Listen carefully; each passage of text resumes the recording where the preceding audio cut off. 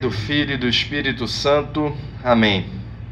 Vinde, Espírito Santo, e enchei os corações dos vossos fiéis, e acendei neles o fogo do vosso amor. Enviai o vosso Espírito, e tudo será criado, e renovareis a face da terra. Oremos. Ó Deus, que instruístes nos corações dos vossos fiéis com a luz do Espírito Santo, fazei que apreciemos retamente todas as coisas segundo o mesmo Espírito, e gozemos sempre da sua consolação. Por Cristo, Senhor nosso. Amém. Estamos reunidos em nome do Pai, do Filho e do Espírito Santo. Amém. Ok. Estão me ouvindo bem? Tá. Bom, hoje então a gente vai dar continuidade aí no nosso bloco dos sacramentos, né? A gente concluiu os sacramentos da iniciação cristã. Tivemos aí uma aula extra para falar aí do sacramento da Eucaristia, né? Acho que é o mais importante, né? No sentido de que aquele que vai dar continuidade, né, à nossa busca pela graça. E hoje a gente entra nos sacramentos de cura. Vai englobar tanto a aula de hoje, que a gente vai falar do sacramento da penitência, quanto a aula da semana que vem, que a gente vai falar da unção dos enfermos. Então é interessante, né, que esse sacramento de hoje, se você começa lendo pelo catecismo, ele vai dar vários nomes diferentes, né? Você pode chamar, né? A gente teve a aula da crisma, a gente falou, você pode chamar crisma de crisma ou de confirmação. Acho que batismo só tem um nome, né? Ninguém chama batismo de outra coisa senão batismo, mas crisma e confirmação. E esse nome desse sacramento de hoje? Penitência, sacramento da penitência, sacramento da confissão, sacramento da reconciliação. E o catecismo vai colocar também um sacramento da conversão, né? Ele vai falar esses 4 possíveis nomes que se dá para o sacramento que a gente vai falar, né? E é muito interessante porque o sacramento da confissão é um sacramento que, às vezes, quando você está conversando com uma pessoa que ainda não tem fé, ou mesmo um protestante, às vezes pode ter uma certa raiva desse sacramento. Mas por que será? Por que eu tenho que ficar falando dos meus pecados para uma outra pessoa, né? Por que eu tenho que ficar abrindo minha intimidade, aquilo que só diz respeito a mim, para outra pessoa ouvir, né? Não, isso aí é coisa minha, né? Então, falando sobre o sacramento da confissão com terceiros, né, eu já ouvi pessoas indignadas, né, com o sacramento da confissão. E, paradoxalmente, para nós, católicos, cristãos católicos, esse sacramento é uma verdadeira bênção, porque ele nos dá um alívio, né? Vou contar 2 situações anedóticas aqui, né? Um amigo que uma vez estava num voo um voo de avião que estava com muita turbulência, que ele voltava ali, então as pessoas ficam meio tensas, né, quando o avião fica assim. Tem gente que já tem medo de andar de avião de fuga, né? Quando dá aquela turbulência braba, aí que os nervos vêm à flor da pele, né? E o sujeito que estava sentado do lado dele, assim, ali nervoso, né, suando, né? Porra, você não fica nervoso, não? Não, um pouco antes do avião decolar, eu me confessei. Então, pô, se o avião cair, tô ótimo, né? Então, para nós que somos cristãos católicos, esse sacramento dá um alívio, né? Um outro sujeito, né, que esse tinha uns pecados brabos aí, né? E ele vinha adiando a confissão dele já há muitos anos, né? A gente vai falar, o próximo bloco vai ser o bloco dos mandamentos, né? Entre os mandamentos da igreja, nós católicos somos obrigados, é um dos mandamentos da igreja, né? Não está nos 10 mandamentos, mas no terceiro bloco que a gente vai falar de mandamentos, a última aula é sobre os mandamentos da igreja, e tem que confessar os pecados mortais ao menos uma vez ao ano, né? Então, e esse sujeito, ele tinha uns pecados brabos, né? E já tinha muitos anos que ele não se confessava. E aí um dia ele foi na igreja, olhou ali o confessionário. Vou, não vou. Vou, não vou. E aí ele criou coragem, né? Se ajoelhou ali, perdoe-me, padre, porque pequei. Minha última confissão já tem muito tempo e tal, não sei o que. E começou a falar, né, os pecados dele. Em algum momento ele viu que o padre não falava nada, né? Ele, padre, Ele foi ver, o confessionário estava vazio, não tinha ninguém ali sentado do outro lado. Ele, pô, ele riu, né? Pô, tô aqui falando de coisas íntimas da minha vida que já estão divulgando, não tem ninguém aqui, né? E ele, tá bom, foi embora, no outro dia ele volta, né? E aí, num outro dia, quando ele voltou, um sujeito parou ele na porta da igreja, né? Posso falar com você um instantinho? Não, pois não. Cara, muito obrigado, porque tem muitos anos que eu estava querendo me confessar e estava me faltando coragem. E outro dia eu vi você saindo do confessionário rindo tanto, tão feliz da vida, que eu, cara, é isso, né? Eu tenho que ter a coragem desse cara e me confessar também. E o cara foi e se confessou, assim. Mas a questão é essa, né?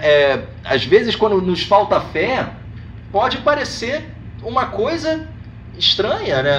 Abrir a nossa intimidade, né? Mas quando a gente tem fé e entende o que é esse sacramento, né? Puxa, como ele nos dá alívio, né? Como ele tira uma carga das nossas costas, como ele tira um peso de cima de nós. Vamos lá, então. Vamos pelo compêndio. No compêndio eu não escrevi ali, né?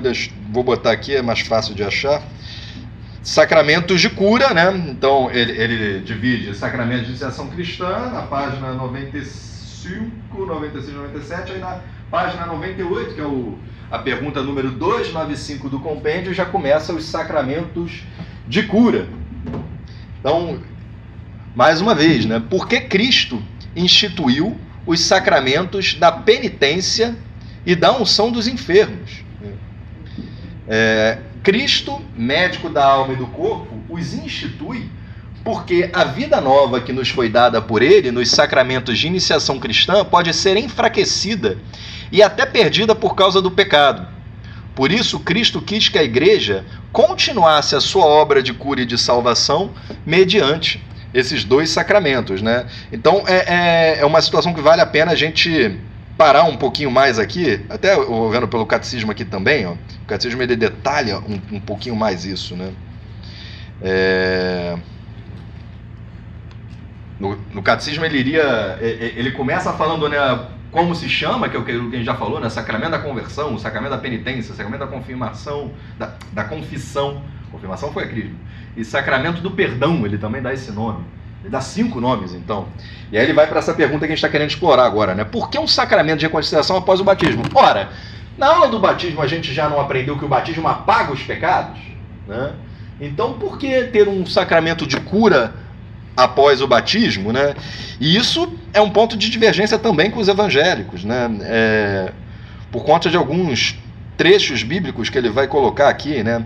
Vós vos lavastes, mas fostes santificados, fostes justificados em nome do Senhor Jesus Cristo e pelo Espírito de nosso Deus, está na primeira carta de São Paulo aos Coríntios, né? Então o argumento lembra lá que a gente teve a aula do batismo e que a gente falou, né, daquelas promessas que a gente faz e que a gente renova todo sábado de aleluia, né? Renuncio ao diabo e às suas obras, renuncio, né? É muito bonito. Eu batizei minha filha mais nova tem pouco tempo, né? Cada batizada a gente reviver isso é muito bonito, né? Quem viaja para Terra Santa também há essa tradição, esse costume de se renovar as promessas do batismo ali no Rio Jordão, né?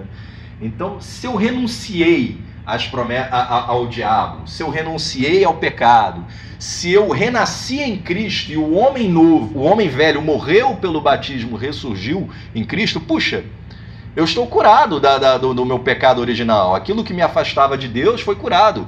Eu renasci em Cristo, eu renasci como filho de Deus. E aí, por que eu ainda preciso de uma coisa de cura? Eu costumo dar esse exemplo, né?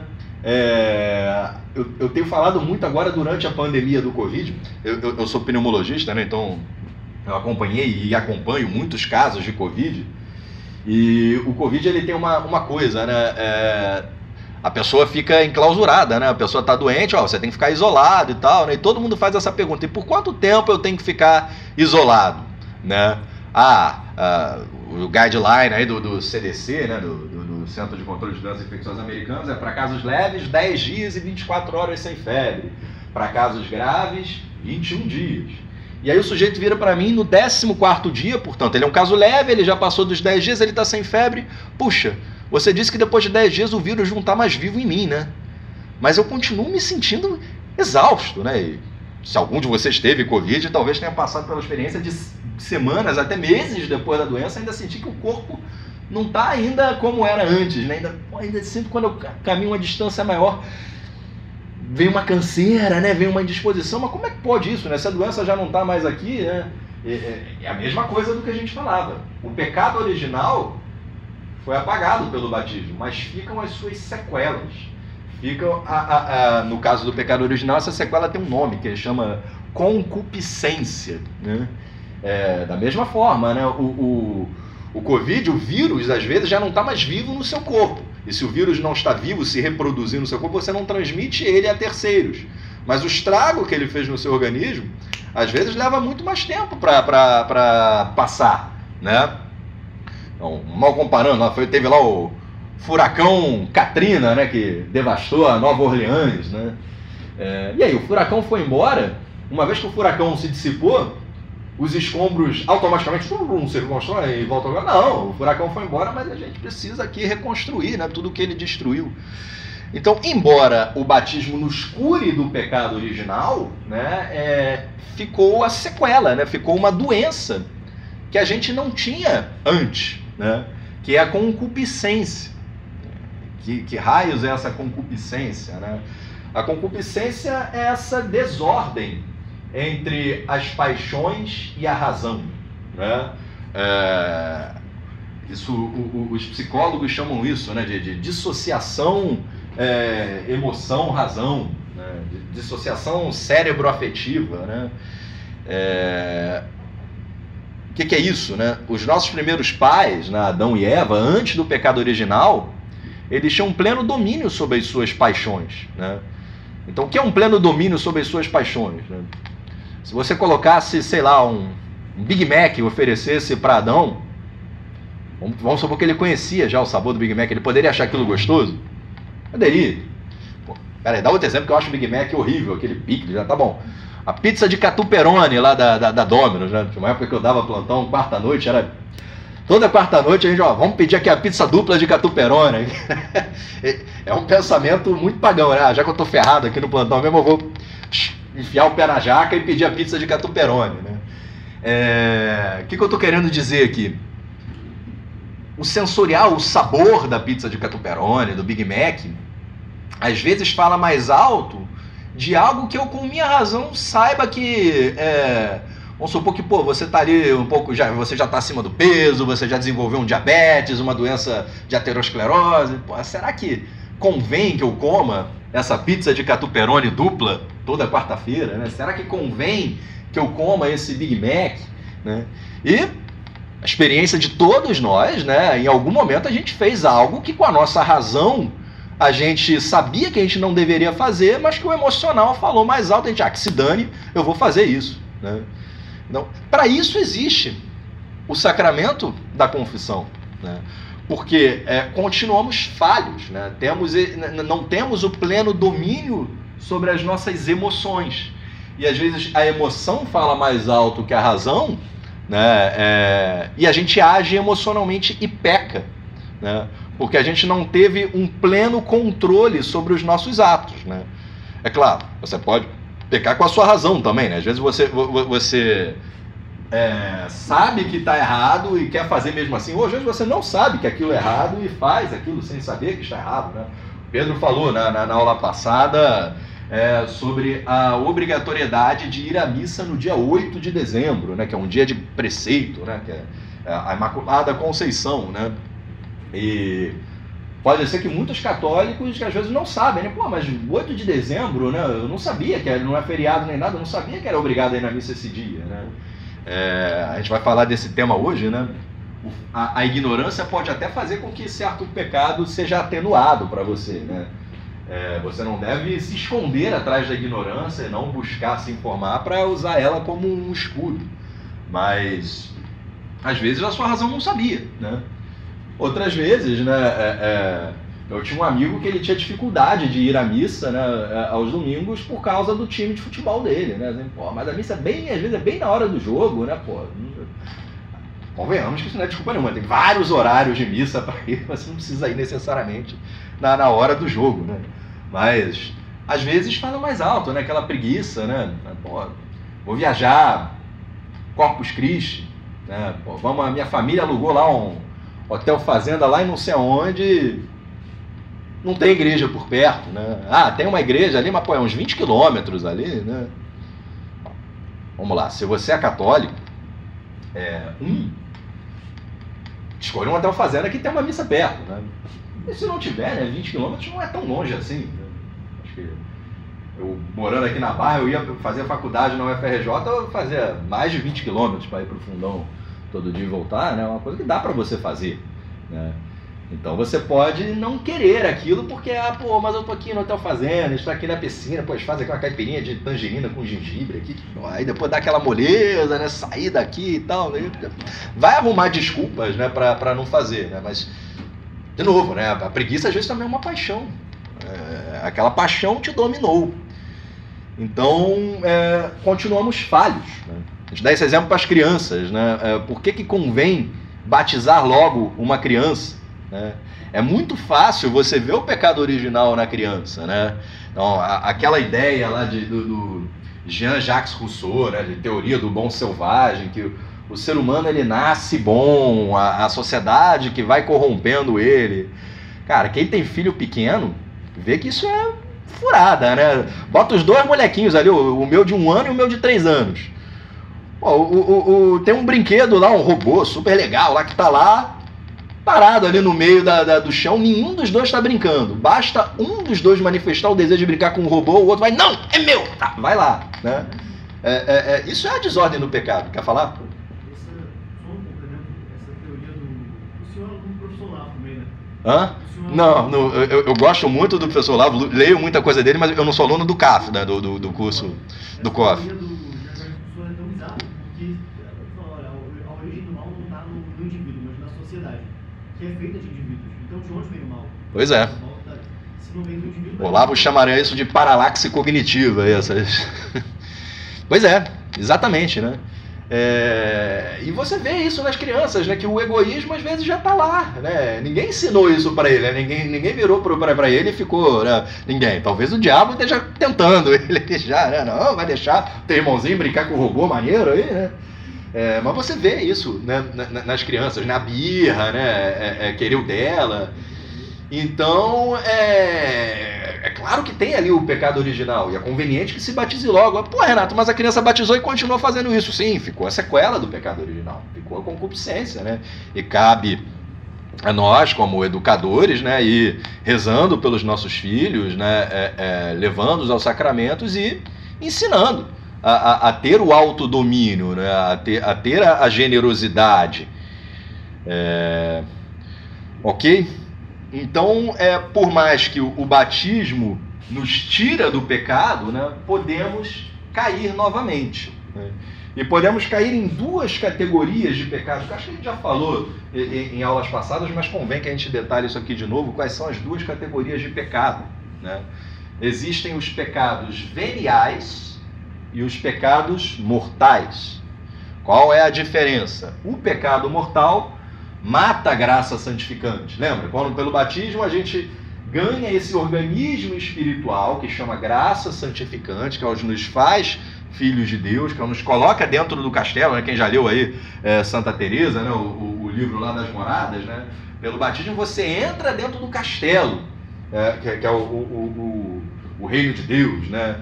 E conforme você vai crescendo em graça, no livro de Santa Teresa, você vai indo para as moradas mais internas desse castelo, onde no centro do castelo está a Santíssima Trindade.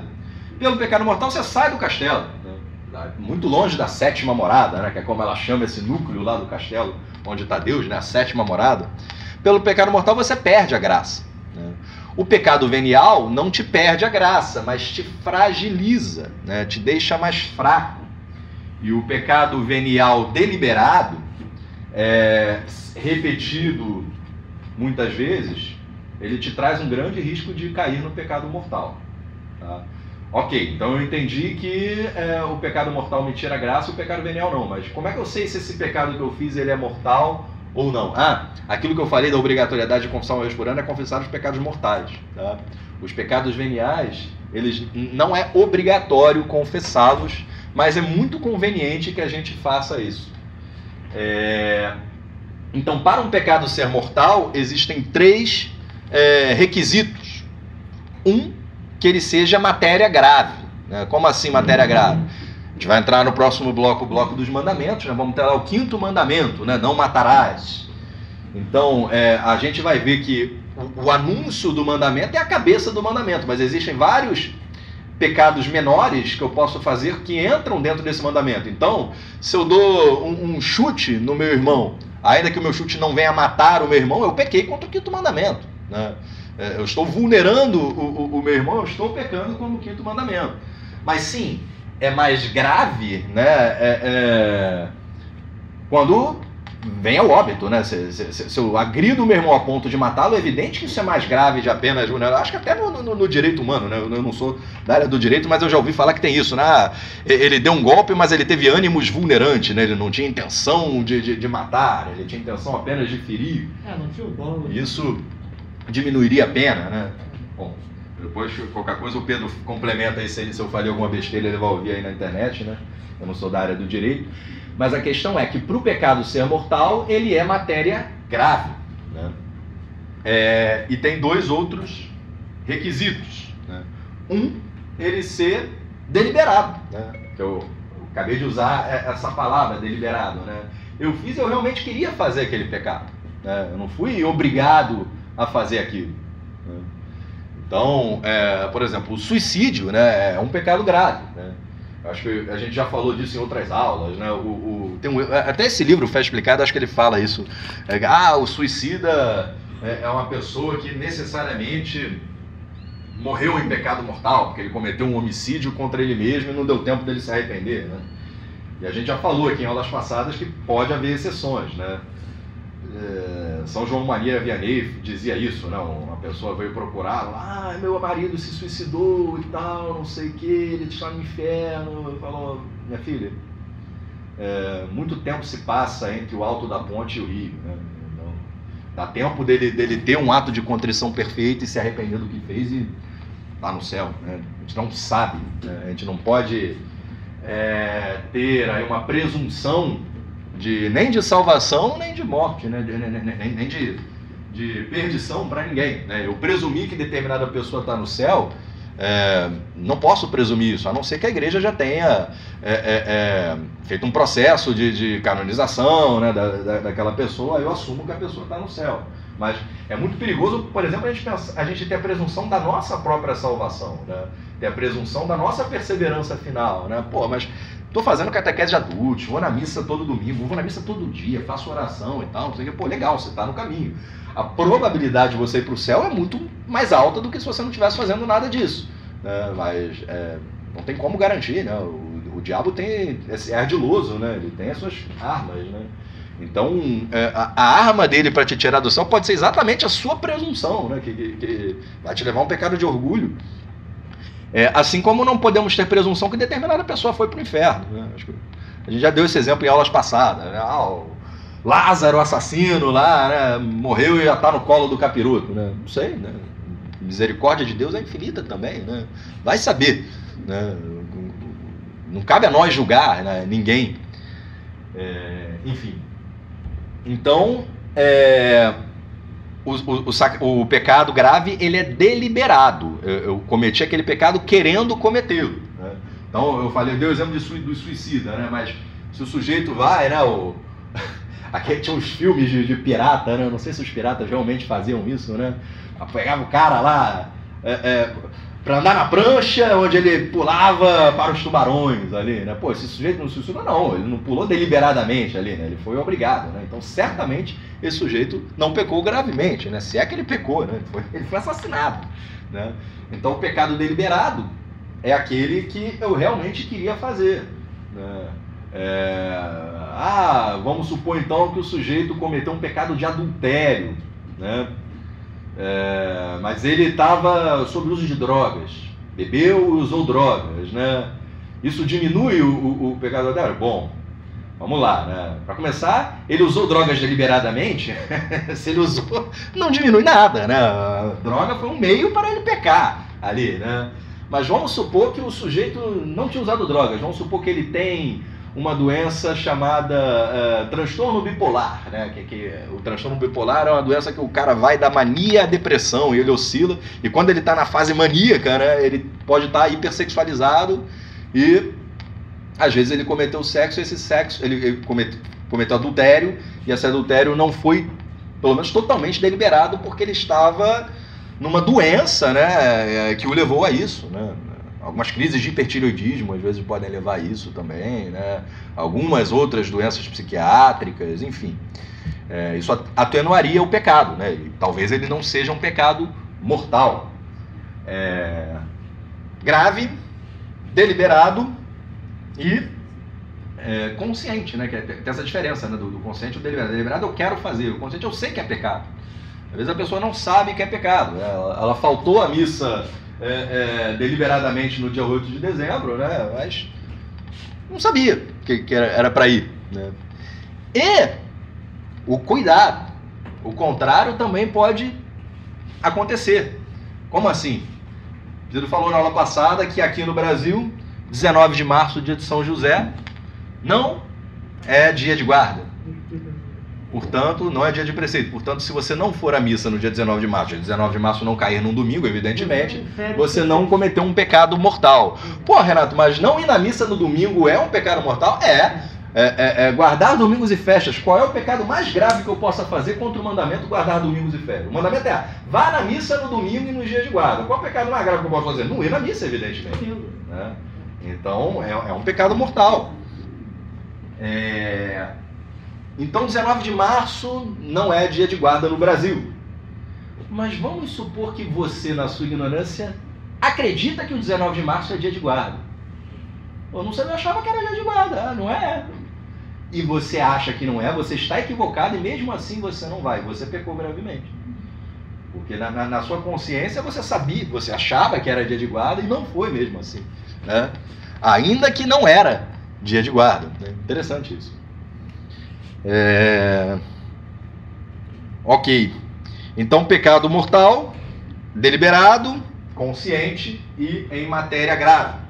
E o pecado venial é o pecado que não tem, né, todas essas características. Matéria grave seria especificamente em relação aos 10 mandamentos, não seria outras matérias graves? Normalmente os pecados eles estão ligados vão cair em algum dos 10 mandamentos necessariamente, né? Todo pecado é uma agressão ao primeiro mandamento, para começar, né? Porque quem é a vítima do pecado, né, maior? É Deus, né? Esse é tema da nossa aula, então foi conveniente a tua pergunta, né? Deus é agredido pelo nosso pecado, né? Então, por exemplo, se eu cometo um pecado de assassinato, né? Puxa, né? A pessoa que eu matei, coitada, né? Que vítima, né? Pô, sofreu aquela família daquela pessoa, mas alguém sofreu ainda mais, que é Deus, né? Porque Deus tem aquela pessoa como filho, né? Então, você pergunta para qualquer mãe que já perdeu um filho, né? As mães costumam responder que não tem dor maior, né, do que a dor da perda de um filho, né? É antinatural, né? O natural é a gente enterrar nossos pais, né? Não a gente enterrar os nossos filhos, né? Então, você pergunta para uma mãe a dor de perder um filho, é uma dor muito grande, né? E Deus é nosso Pai de todos, né? Então sente a dor da nossa perda, né? Sente a dor da nossa perda da vítima e também sente a dor da perda, que talvez seja ainda maior, do assassino. Porque a vítima, às vezes, que foi assassinada, vai para o céu e o assassino vai para o inferno. Então Deus dói, né, que aquele inocente morreu e dói que aquele culpado foi para o inferno. A dor de Deus é maior, né? Por quê? Porque Deus é perfeito, Deus não tem culpa, Deus não tem pecado. Então a maior feiura, a maior hediondez, não sei se existe essa palavra, né, do pecado, né, é a ofensa a Deus. E quando eu peco, eu sempre vou... qual é o primeiro mandamento? Amar a Deus sobre todas as coisas, né? Bom, eu estou amando algo mais do que Deus, né?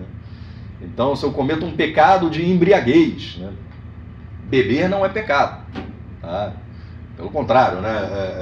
Digo que parar deixa eu dar um stop aqui, que talvez a minha religião até me estimule, né? brigar que Cristo não transformou Coca-Cola no seu sangue, né? Mas enfim, não é pecado beber, é pecado se embriagar, tá? Então, se você bebe a ponto de você perder ali o controle das suas ações, isso é um pecado, né? E dependendo do nível de alcoolismo que você chegou, pode ser matéria grave, né? E é um pecado, como todos os pecados, também contra o primeiro mandamento, que eu amei mais aqui a cerveja, eu amei mais o uísque do que eu amo a Deus, né? Eu preferi o uísque, eu cometi um adultério, eu preferi ter relação com a minha vizinha do que amar a Deus, né?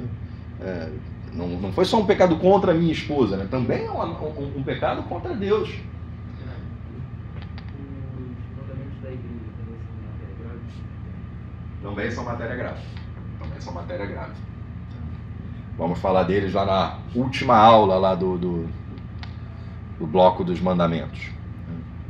Então a matéria grave seria isso, né? Seria naquele assunto, naquele tema daquele pecado, algo que é grave. E às vezes, para nós, pode ser difícil você estabelecer a fronteira do que é matéria grave. O pecado não furtar, né? Pô, eu roubei R$5, né? Que eu vi cair da bolsa daquela mulher, não, peguei e não devolvi e tal, né? Um valor baixo, né? Talvez seja um pecado venial. Mas se você roubou 5 milhões, pô, você pegou gravemente. Pô, e aí, Renato, qual é a fronteira? Uns 3 mil, assim, 4 mil, né? Não sei. Só quem sabe é Deus, né? Por isso que não devemos esse pecado é venial, então tá tranquilo, né? Não, cuidado, né? Porque o pecado venial às vezes é a porta para o pecado mortal. Às vezes na corrupção, né, você começa com coisas pequenas e aquelas coisas pequenas você vai abrindo portas para coisas maiores, mas você, quando vê, tá fazendo coisas mais complicadinhas, né? E às vezes com o nosso critério humano a gente não sabe, né, julgar, né? Os extremos são mais fáceis de avaliar, né? Mas ali o meio do caminho, né? Quem vai julgar é Deus. Eu estou lendo um livro que até agora está sendo um dos melhores escritos da minha vida, que é o Combate Espiritual. Uhum. Esse livro é fantástico. E ele fala que uma das principais armas do diabo contra nós é aumentar a nossa zona de confiança por meio da concessão a pequenos pecados veniais. Então, se você tem um propósito de manter a castidade, por exemplo, você não deveria nem perguntar até que ponto eu posso ficar aqui, porque isso não tem. Desde o início você já tem que cortar aquilo ali, porque ganhar confiança em si mesmo, não, então isso aqui não é pecado, sim. Então, de boa. Sim. Não, e no caso da castidade, né, existe um asterisco, né? Alguns livros espirituais falam isso, né? O Fé Explicada fala isso, né? Que para a castidade esse dom que Deus nos deu de gerar a vida, né? De participar com Ele para criar outras vidas, né? É algo tão belo e tão sublime, né? Que o pecado venial contra a castidade pode quase não existir, né? E o próprio Cristo coloca isso, né? Quando ele fala lá no Sermão da Montanha, né? Olha, se você olhou para outra mulher com desejo no seu coração, você já cometeu adultério com ela, né? Então, você foi muito feliz aí no teu comentário, né? É muito conveniente, né, nesse tema da castidade, que a gente tente ser extremado, né? Essas ideias que, olhar não arranca pedaço, essas coisas assim, cara, sai fora disso, porque pode ser que você já esteja pecando grave só de olhar, né? É claro que você precisa fazer aí uma diferenciação entre pecado e tentação, né? Às vezes você só teve a tentação, né? Por exemplo, passou ali a pessoa por você, você olhou, chegou a sentir alguma coisa assim, mas assim que você se deu conta do que você estava fazendo, né? Você, peraí, deixa eu olhar para lá, né? Então, sei lá, você está no trânsito, no carro, né? E hoje em dia tem umas coisas, né? Que para um ônibus na tua frente, uma propaganda no ônibus, uma propaganda do Motel Corinto, e tem lá uma foto da Nicole Balls. Já viram essa propaganda, talvez, né? Olha pro lado, cara. Olha pro lado, né? Então, Às vezes você olhou, chegou a sentir alguma coisa, mas você não chegou a pecar porque, não, foi a tentação. Né? Pô, eu sou homem, né? Olhou, que negócio vai me afetar. Né? Mas a partir do momento que, opa, peraí, o que está acontecendo aqui? Né? Você se deu conta de que qual movimento está acontecendo no seu interior, você desvia, né? E em relação aos pecados da castidade, né, vale aquela dos bons conselheiros espirituais, é mais fácil apagar uma chispa do que um incêndio. Né? Acho que a gente já falou isso aqui, né? O sujeito fala, o casamento dele acabou, né? E ele fala, mas o que eu posso fazer? Eu me apaixonei por uma outra pessoa, né? Como se isso fosse justificativo, né? Cara, se apaixonar, talvez com as crianças e adolescentes possa ser assim, né? Mas para os adultos se apaixonar não é assim, né? De um dia para o outro o cara se apaixonou, né? Se você se apaixonou por aquela pessoa, provavelmente você já foi alimentando aquilo no teu coração, né? Deixou a coisa crescer. Então, era uma pessoa atraente e começou ali como uma amizade, né? Pô, por que eu não posso ter amizade com uma colega minha de trabalho, né? Torna ali o ambiente de trabalho mais leve, né? Aí você manda uma piadinha para aquela pessoa no WhatsApp, vai ganhando intimidade e tal, não sei o quê. Aí um belo dia lá você tá numa crise no seu casamento, pô, e quando viu aconteceu, né? E aí aconteceu uma vez, assim, pô. Aí aconteceu uma segunda. Me apaixonei por ela. Por favor, né? Não sei se você planeja tocar isso ainda, mas você poderia falar sobre a questão dos escrúpulos? Os escrúpulos seria quando a gente acha que tem pecado demais, né? Tudo é pecado e seria um excesso no outro lado, não sei se escrúpulos entrariam aqui na nossa temática, talvez sim, né? Porque o escrúpulo pode ser tá escondendo outros problemas, né? Seria um escrúpulo, por exemplo, você levar para tua confissão que ontem eu virei para o meu filho e falei, Tiaguinho, não faça isso. E, puxa, perceba que eu elevei um pouquinho a minha voz, né? Nem tudo é pecado, né? Então, para evitar o escrúpulo, faça um bom exame de consciência antes de você ir para a sua confissão para ver se aquilo que você está levando realmente é pecado. Se você tem dúvida e a sua vida é sincera, leve, né? Se for escrúpulo, o padre vai dizer ou ele nem vai dizer, né? Mas na dúvida é bom você levar, mas faça esse exame de consciência antes e veja no exame de consciência se você está colocando itens que não são pecados, porque você quer ter alguma coisa para levar para o padre e você está escondendo um outro pecado que você não quer falar, né? Eu levei aqui para o padre que, eu falei mais alto com o Tiaguinho, mas, eu não tô...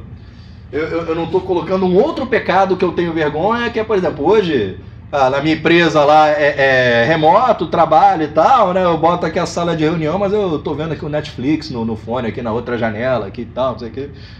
Esse sim é um pecado, né? Faz o que deves e está no que fazes, né? Você tem uma obrigação para com o seu empregador, você tem uma obrigação para com o seu cliente, você não está dando o seu melhor no seu trabalho, você está pecando, né? E é um pecado contra o 7º mandamento, né? O não furtar, né? Mas não roubei nada, né? Há controvérsias, né? A gente vai detalhar, né, na aula do mandamento isso, né? Mas o escrúpulo seria isso, né? Seria você ver pecado demais onde não há, né? Então, eu sou homem, veio uma pessoa, uma mulher e deu bom dia senhora.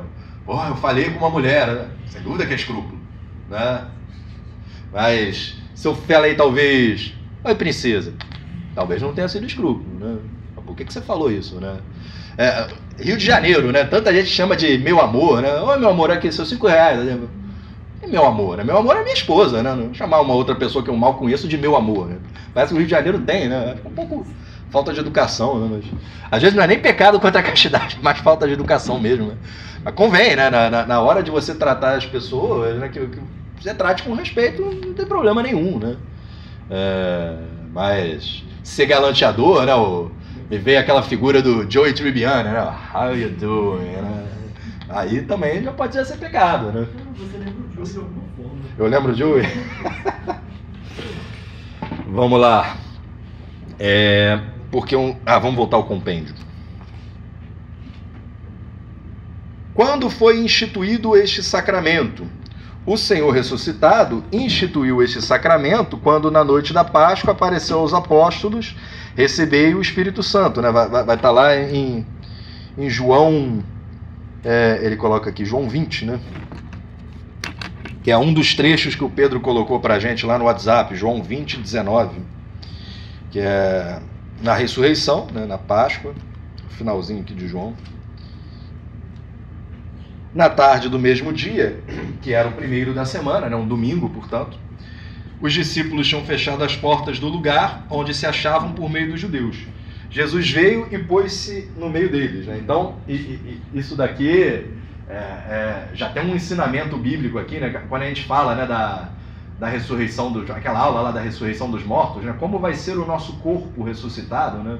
Aqui está um dos elementos, né? O nosso corpo ressuscitado, ele relativiza a física, né? Então eles colocam, as portas estavam fechadas, e ainda que as portas estavam fechadas, Jesus apareceu.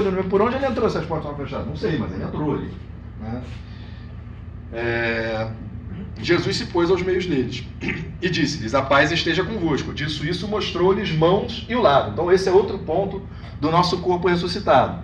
Nosso corpo ressuscitado é um mesmo corpo que a gente tinha antes de morrer, então ele mostra as mãos feridas e o lado ferido, mas é um corpo diferente, que é um corpo que não dá muita bola se a porta. Então, se fosse o nosso corpo ressuscitado, a gente teria perdido tempo procurando a chave que a gente estava procurando lá para poder entrar aqui. A gente seria simplesmente entrado aqui nessa sala sem depender da chave. A paz esteja convosco, como o Pai me enviou, assim também eu vos envio. Depois dessas palavras, soprou sobre eles, dizendo-lhes: recebei o Espírito Santo. Aqueles a quem perdoardes os pecados, lhes serão perdoados. Aqueles quem os retiverdes, lhes serão retidos, né? Então a igreja sempre interpretou esse trecho, né, como sendo um mandamento divino aqui, né? Ele deu aos apóstolos o dom de perdoar pecados, o que era algo super relevante, né? Porque se a gente vê em outros trechos do Evangelho, né, que tem aqui também, ó, em Marcos 2, né, que é aquela cena do paralítico, perdoar pecados era algo que escandalizava. Cadê Marcos 2?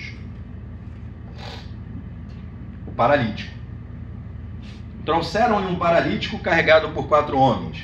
Como não pudessem apresentá-lo por causa da multidão, descobriram o teto por cima do lugar onde Jesus se achava e, por uma abertura, desceram o leito em que jazia o paralítico. Jesus, vendo-lhes a fé, disse ao paralítico: filho, perdoados te são os pecados. Ora, estavam ali sentados alguns escribas que diziam uns aos outros: como pode esse homem falar assim? Ele blasfema. Quem pode perdoar pecados se não Deus, né? É claro, né? Vamos supor que, você me pediu 50 mil reais emprestado. Aí eu te emprestei e você sumiu do mapa, nunca me devolveu, né? E aí vem ele depois assim: Thiago, esquece aqueles 50 mil reais, não precisa devolver pro Renato porque eu te perdoo. Os 50 mil reais não era dele, por que é ele que está perdoando? Eu que devia perdoar, né? Então esse era o questionamento, né? É claro que nós sabemos a resposta. Jesus pode perdoar porque ele é Deus. Se um pecado é uma ofensa a Deus, ninguém mais pode perdoar que não Deus. Ele que foi o ofendido, né? É claro, né? Eu agredi meu irmão.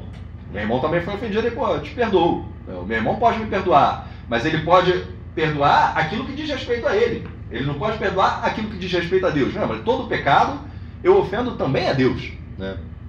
Às vezes eu não ofendi nenhuma outra pessoa, né, mas ofendi a Deus. Em geral tem uma outra pessoa envolvida também, mas pode ter sido um pecado só contra Deus, né?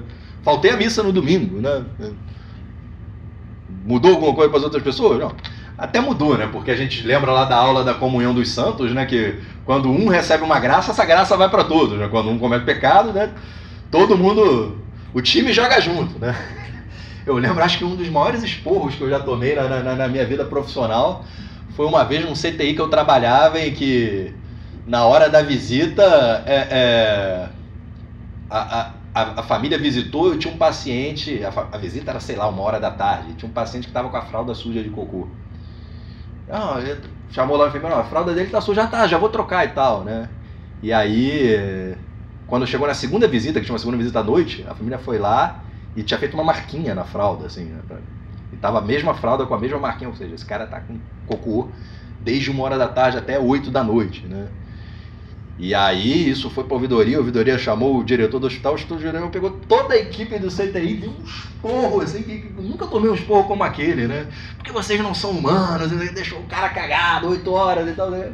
Pô, mas eu nem estava naquele plantão, não é a minha atribuição como médico, eu não estava naquele plantão, eu estava no plantão da noite e tal. Não interessa, vocês são equipe, né? Um falhou, todos falharam, e o esporro foi para todos, né? Então a comunhão dos santos é um pouco assim, né? Então se você comete um pecado, toda a igreja desce. Se você comete uma vida virtuosa, todo mundo sobe, tá? Então, de certa forma, um pecado como ofensa a Deus vai sempre prejudicar os outros também, né? E é muito interessante, então, você ver, né, que é muito comum na história da igreja, uma família que tem um santo, aparecer um outro santo naquela mesma família, né? De certa forma, a gente puxa, né? Não tem o tiririca que vai ser eleito e leva junto com ele uns 7 outros, né, para entrarem por aquele partido, né? Comunhão dos santos é assim mesmo, né? Se uma pessoa perto de você que é muito santa, ela te leva junto para o céu, né? Porque ela reza por você, né? Se ela é próxima tua, né? E ela é santa, certamente ela reza por você. E a hora da comunhão dos santos, ó, você já cumpriu aqui o mínimo de graça que você precisava para entrar no céu, a igreja redistribui essa graça por outros, né? Eu falo, né? Convém fazer uma missa de 7º dia. Uns 10 dias atrás eu fui numa missa de 7º dia de uma criança pequena, né? Talvez algum de vocês soube desse caso, né? Era uma menina aqui da Barra que morreu com 3 meses.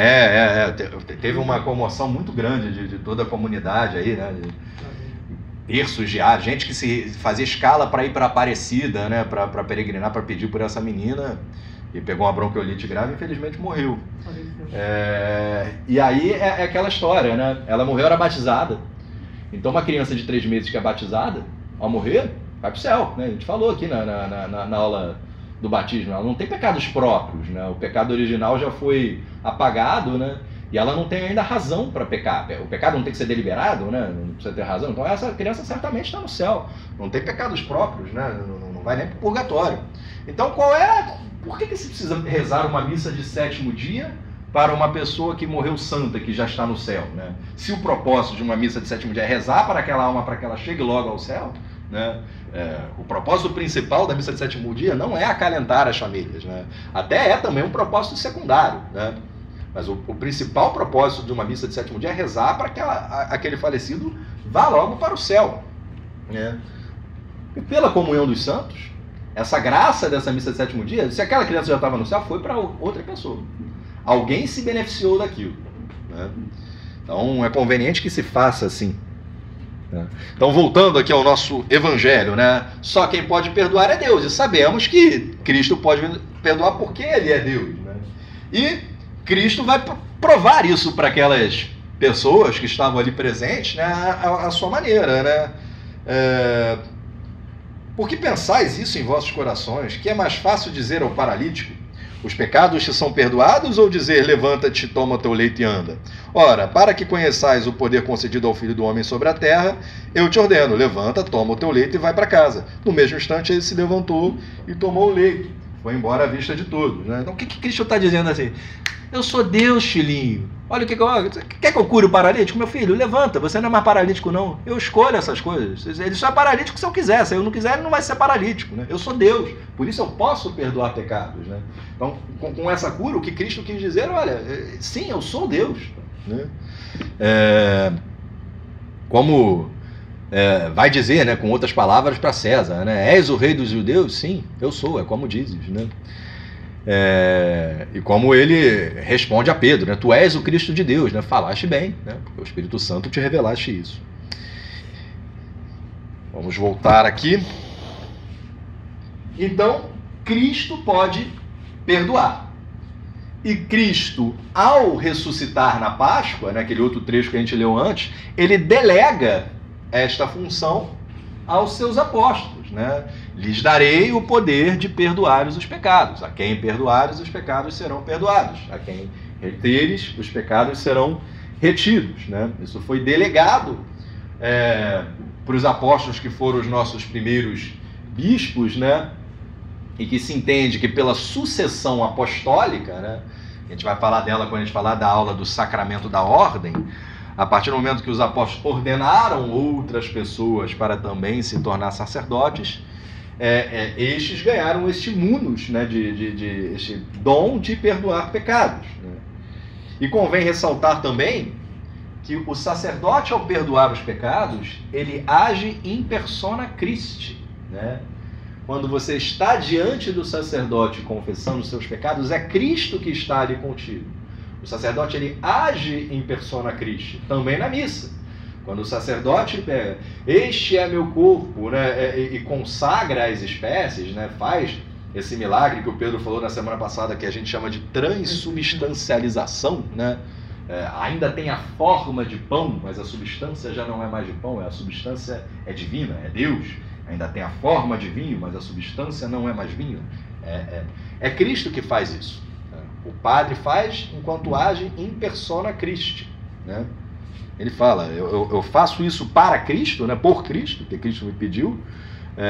Eu faço isso com Cristo, porque Ele está aqui presente comigo. E eu faço em Cristo, porque Ele está em mim. Eu ajo em persona Cristo, né? Por Cristo, com Cristo ou em Cristo.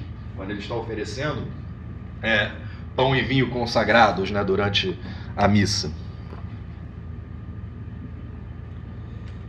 Os batizados têm necessidade de se converter? Muito bem, então vamos supor que você está aqui na catequese de adultos e que a maioria não tem o crisma, né, do pessoal que procura a gente aqui. Mas toda a turma tem um ou outro que não é batizado ainda, que procura a catequese de adultos sem ser batizado. Ao longo da catequese de adultos vai havendo uma conversão, né? A gente vai explicitando o que é a nossa fé, explicando a fé, e a gente vai aderindo a essa fé. Se converter é você conhecer a verdade e dar fé, né? Acreditar na verdade. Então, esse é um trabalho de conversão. Então, uma vez que eu já fiz a minha catequese, me converti, fui batizado, já foi, né? Não. A conversão, ela é algo para a vida toda, né? É algo contínuo, né? O apelo de Cristo à conversão ressoa continuamente na vida dos batizados. Essa conversão é um compromisso contínuo para toda a igreja, que é santa, mas reúne em seu seio os pecadores. Então, a gente já falou aqui, né? A gente não gosta de uma expressão que se usa por aí, né? A igreja santa e pecadora, né? A gente teve aquela aula no final do bloco 1, creio na igreja, una santa católica apostólica, né? A gente não diz, creio na igreja, una santa católica pecadora apostólica, não. A igreja é santa. Nós homens somos pecadores, né? Então, existe esse paradoxo, né? Que nem eu falei agora, já me revesti de Cristo pelo batismo, mas tenho a concupiscência. Então, embora eu já esteja no homem novo, é uma luta para a vida toda, essa luta do homem velho e o homem novo, né? Acho que essa carta de São Tiago que o Pedro colocou aqui, capítulo 5, fala um pouco disso. Tiago. Eu gosto muito dessa carta. Capítulo 5, versículo 13.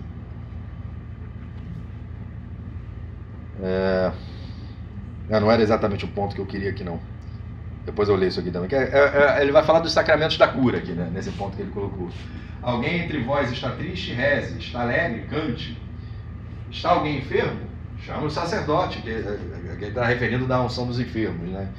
E estes façam oração sobre ele ungindo com o óleo, né? O óleo, então, é a unção dos enfermos. A confissão não tem óleo. Então, a aula da semana que vem. Depois ele vai falar aqui da nossa aula. A oração da fé salvará o enfermo e o Senhor se restabelecerá. Se ele cometeu pecados, lhe serão perdoados. Confessai os vossos pecados uns aos outros. Então tem esse mandamento, está de novo aqui na carta de São Tiago. Confessai os vossos pecados uns aos outros e orais uns pelos outros para seres curados. Meus irmãos, se alguém fizer voltar ao bom caminho algum de vós que se afastou para longe da verdade, saiba, aquele que fizer um pecador retroceder do seu erro, salvará sua alma da morte e fará desaparecer uma multidão de pecados. Então ele está falando, voltar ao bom caminho, algum de vós que se afastou. Algum de vós, ele está falando para convertidos. Ele está falando para pessoas que estavam no bom caminho. Então você pode estar no bom caminho, você pode ser um convertido e falhar, né? E se desviar. Então existe essa necessidade de continuamente a gente se converter. Qualquer um que tenha aí já... Bom, pode ser que haja exceções, né? Mas a maior parte das pessoas que já tem algum tempo de caminhada na vida de fé, na vida interior, percebe que a vida ascética, ela não é para o alto e avante, né? É mais comum a nossa caminhada na vida ascética ter alguns tropeços, né? Você vai ter dias melhores, vai ter dias que você dá uma vacilada, vai ter épocas que você está melhor espiritualmente, vai ter épocas que a oração sai meio mais torta, que o zelo eucarístico diminui, né? Então, a igreja sabe que vivemos uma conversão contínua, né? Até por isso que no ano litúrgico a gente tem o tempo da quaresma, que é um tempo propício para converter, né? Começa a quaresma, em geral os padres já abrem com essa homilia, né? A quaresma é um tempo de conversão, né? E a gente falou, né? Esse sacramento ele tem o nome conversão, ele tem o nome de penitência, né? Penitência e conversão andam juntos, né? A quaresma também é um tempo de penitência. Ele vai falar aqui, a gente já leu esse trecho do catecismo naquela aula que a gente deu sobre a quaresma, lá no começo do ano, né? Daquelas 3 penitências que são tão boas e tão próprias da quaresma, né? E que podem ser feitas ao longo do ano inteiro. Oração, esmola e jejum. São 3 penitências muito boas, né? Porque elas convertem a forma como a gente lida com Deus, convertem a forma como a gente lida com o próximo e convertem a forma como a gente lida com nós mesmos. Então, quando eu faço jejum, é uma forma de que, olha, se o meu corpo ele está muito apegado aos sentidos, ao sensorial, né, eu vou fazer aqui um pouco de jejum para me desapegar do sensorial, né? Então eu costumo dizer que é muito bom na hora de você fazer seu prato, bota um pouco mais do que você gosta menos e um pouco menos do que você gosta mais, né? Pô, aquela maminha de alcatra tá ali suculenta, coma a maminha de alcatra, né? Não seja escrupuloso, pode comer, né? Sexta-feira você não come. Come a maminha de alcatra, mas tira um pedaço um pouquinho menor do que você comeria, né? E aquele chuchu que não está com uma cara tão boa, você bota um pouquinho mais, né? Eu tinha um diretor espiritual que costumava dizer isso, né? É uma frase de São José Maria, né? Comeste sem uma mortificação, comeste como um pagão, né? O católico, em toda refeição, ele tem o poder de fazer ali, levar alguém mais para perto do céu, né? Como? Às vezes você vai levar alguém mais para perto do céu, em vez de botar 2 colheres de arroz, botar uma só, né? Ou bota 2, mas bota 2, não bota aquela colherona cheia, assim, você bota ela 2 colheres um pouquinho mais modestas, é uma coisa tão pequena. Mas se você oferece isso, é uma mortificação que você fez, é um tipo de jejum que você fez, né? Leva alguém mais para o céu, né? Lá no hospital que eu trabalho, com frequência, na hora da sobremesa, você tem ali uma fruta e você tem também um docinho, né? Às vezes a tua penitência vai ser, pô, eu queria escolher o docinho, mas vou escolher a fruta, né? É até conveniente para a tua saúde também, né? Então o jejum te ajuda a se desfazer de ataduras sensoriais, né? Coisas sensoriais que você está apegado, né? Eu estou apegado ao banho quente. Pô, não consigo, Renato, ir direto o banho frio, tá, mas de repente eu não vou botar ele tão quente, eu vou temperar aí um pouquinho mais ali a fria água para não ficar aquele banho que sai fumaça, assim, né? Que depois eu não consigo nem me pentear porque o espelho tá todo embaçado e quando a minha mulher tá no banheiro ela reclama que eu deixo o banheiro um pântano, né? Que fica todo úmido ali, aquele vapor d'água, né? Que empechou tudo, né? Eu vou me desapegar um pouco desse gosto, né? Do banho quente, botar um banho um pouquinho mais frio, né? Não raro, às vezes você passa até a gostar do banho frio, né? No verão, então, carioca, né? Banho frio, às vezes dá aquela revigorada, né? Comigo aconteceu com café, né? Eu comecei tirando o açúcar do café como penitência. Hoje, pra minha penitência é botar açúcar no café, eu detesto, né? Café tem que ter gosto de café, tem que ter aquele amarguinho, né? Que hoje eu acho gostoso, né? Mas já começou como uma penitência quaresmal em algum momento lá atrás e ficou, né? Eu passei a gostar do paladar amargo, né? o jejum. A oração é a nossa forma de se relacionar com Deus, né? No meio de um mundo que é tão ativista, né? E a gente vive um momento muito ativista. O que é ativista? Muita atividade. Pô, tem muita coisa que a gente tem que fazer, né? No passado não era assim, as pessoas tinham mais tempo. Hoje, pô, você tem que acordar cedo, você tem que arrumar tua casa, você tem que fazer musculação, você tem que fazer oração, você tem que levar os filhos na escola, você tem que ir no mercado, você tem que fazer... Não sei, mas não dá a sensação, parece que por mais que as tecnologias tenham vindo aí para tornar as coisas mais ágeis, parece que hoje falta um tempo que não faltava antigamente, né? Então nos falta tempo. Quando você coloca tempo para oração, é uma forma de você organizar seu dia. Olha, tem algo que é muito importante eu fazer nessa meia hora, que é ficar falando com Deus. Eu vou passar essa meia hora falando com Deus. E somos Martas inquietas.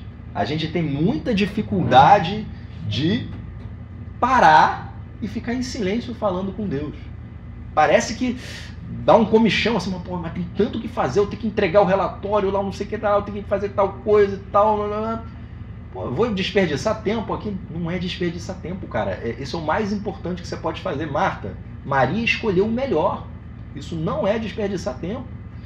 Eu vou recomendar um filme aí que está no Amazon Prime, né?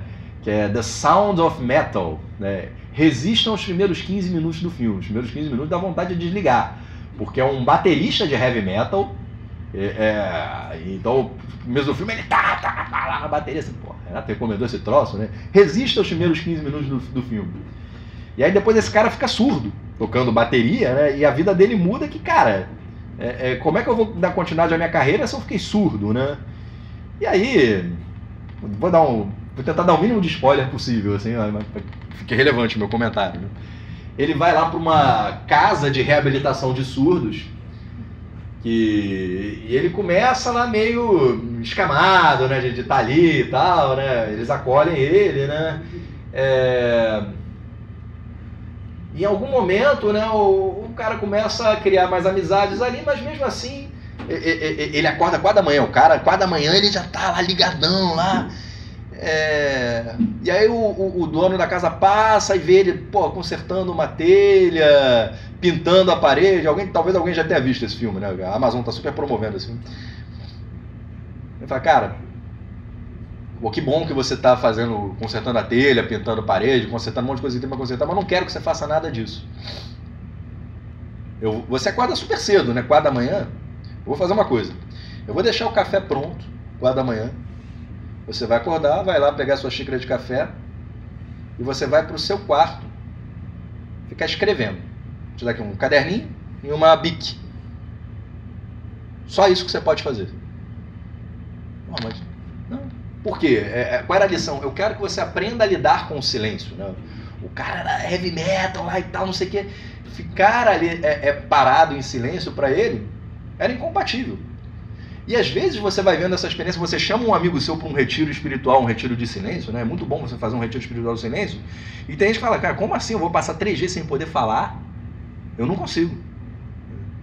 A gente tem dificuldade em lidar com o silêncio, né? Então a oração é um tipo de penitência que às vezes é uma coisa de você se impor o silêncio, né? Você ficar ali quieto num lugar, quieto, só a sós com Deus.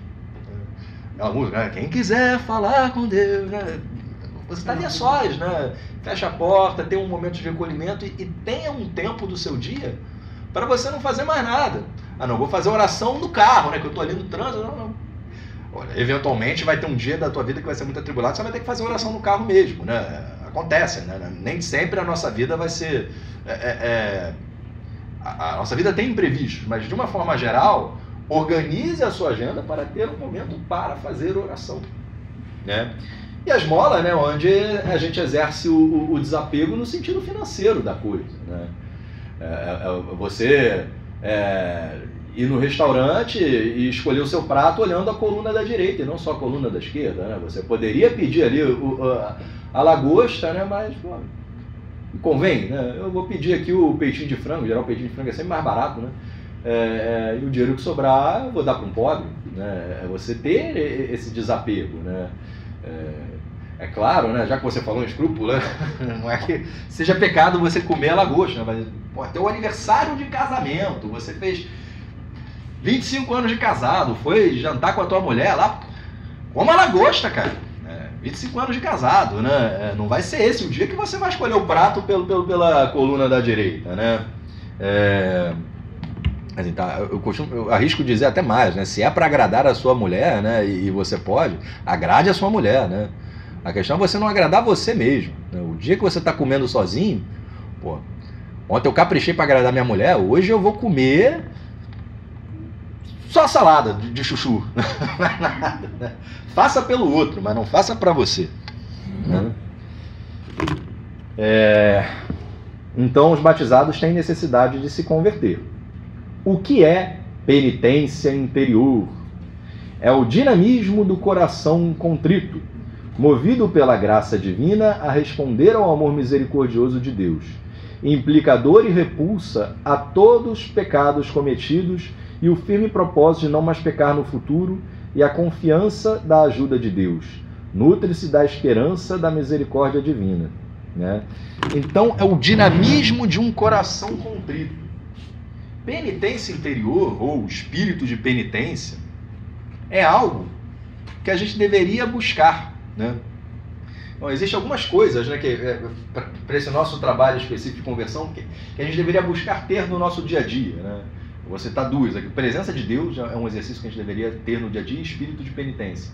O que é ter presença de Deus? O catecismo ele fala de consciência de Deus, né? É muito comum vocês ouvirem a expressão presença de Deus, mas talvez consciência de Deus seja mais apropriado, porque Deus sempre está presente. Onde você está, Deus está presente, né? Ele nos acompanha sempre.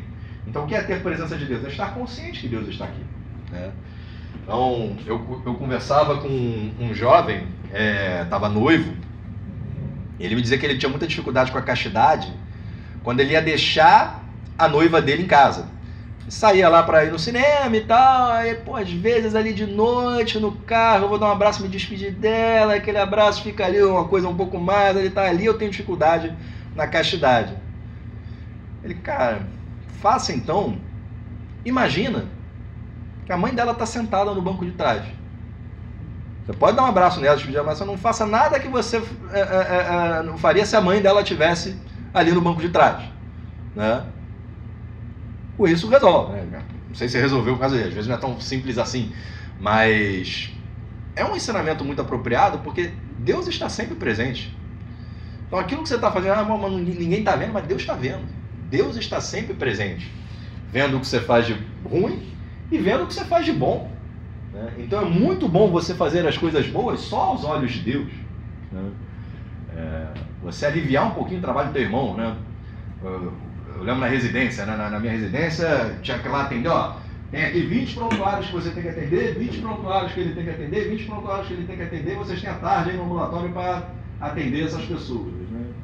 Então, às vezes era muito bom você pegar um prontuário do teu irmão sem deixar ele ver, atender dele para aliviar um pouquinho a pilha dele e ficar mais leve para ele, né?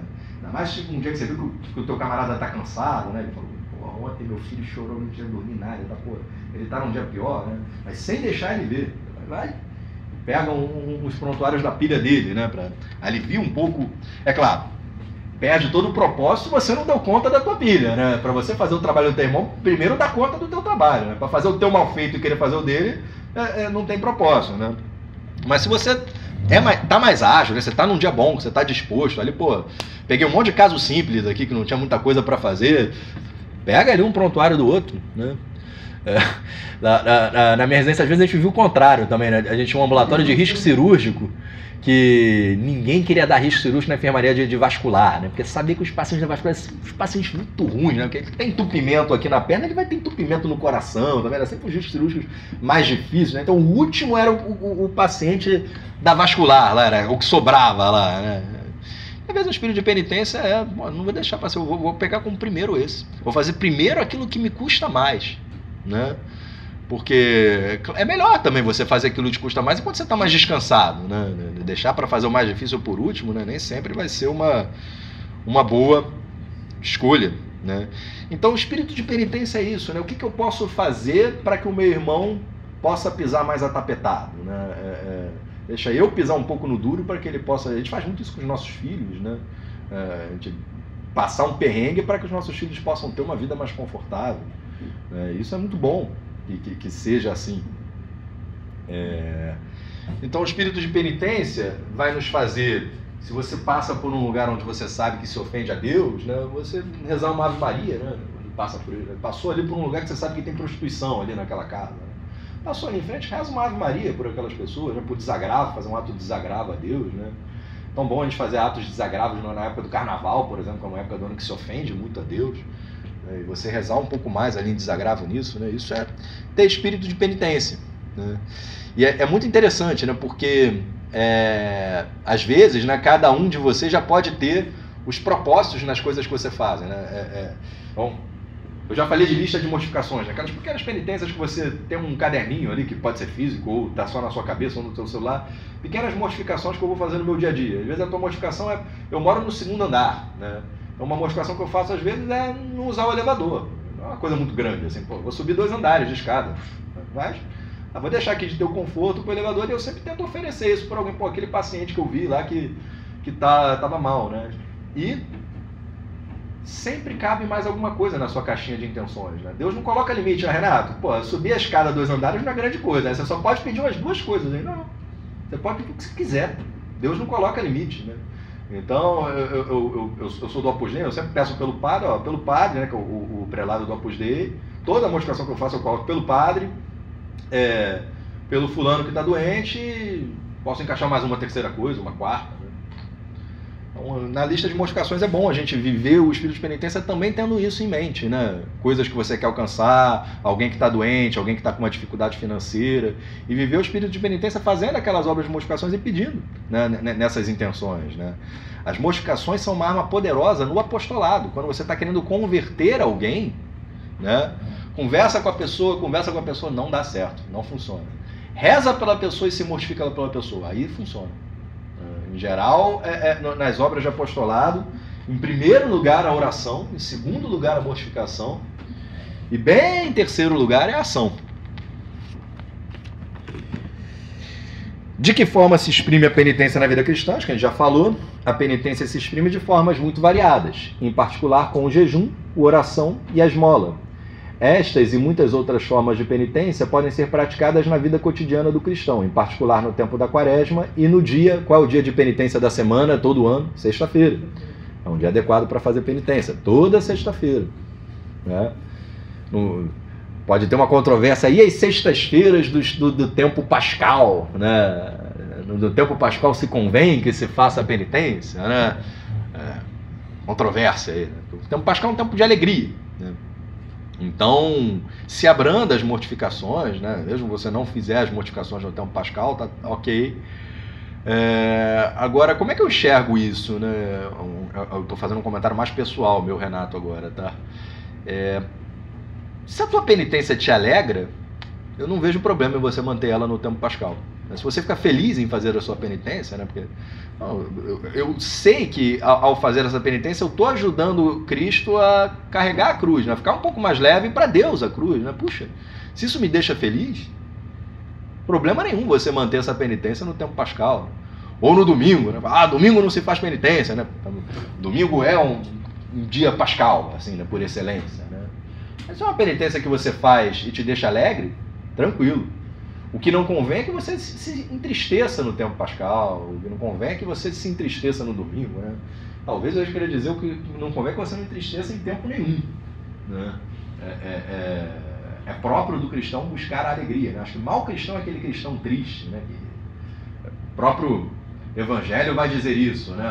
O cara faz jejum e faz aquela cara lá para que todos vejam que ele está fazendo jejum. Não, cara, está fazendo jejum, lava teu rosto, perfuma teu corpo, para que só Deus saiba que você está fazendo jejum, né?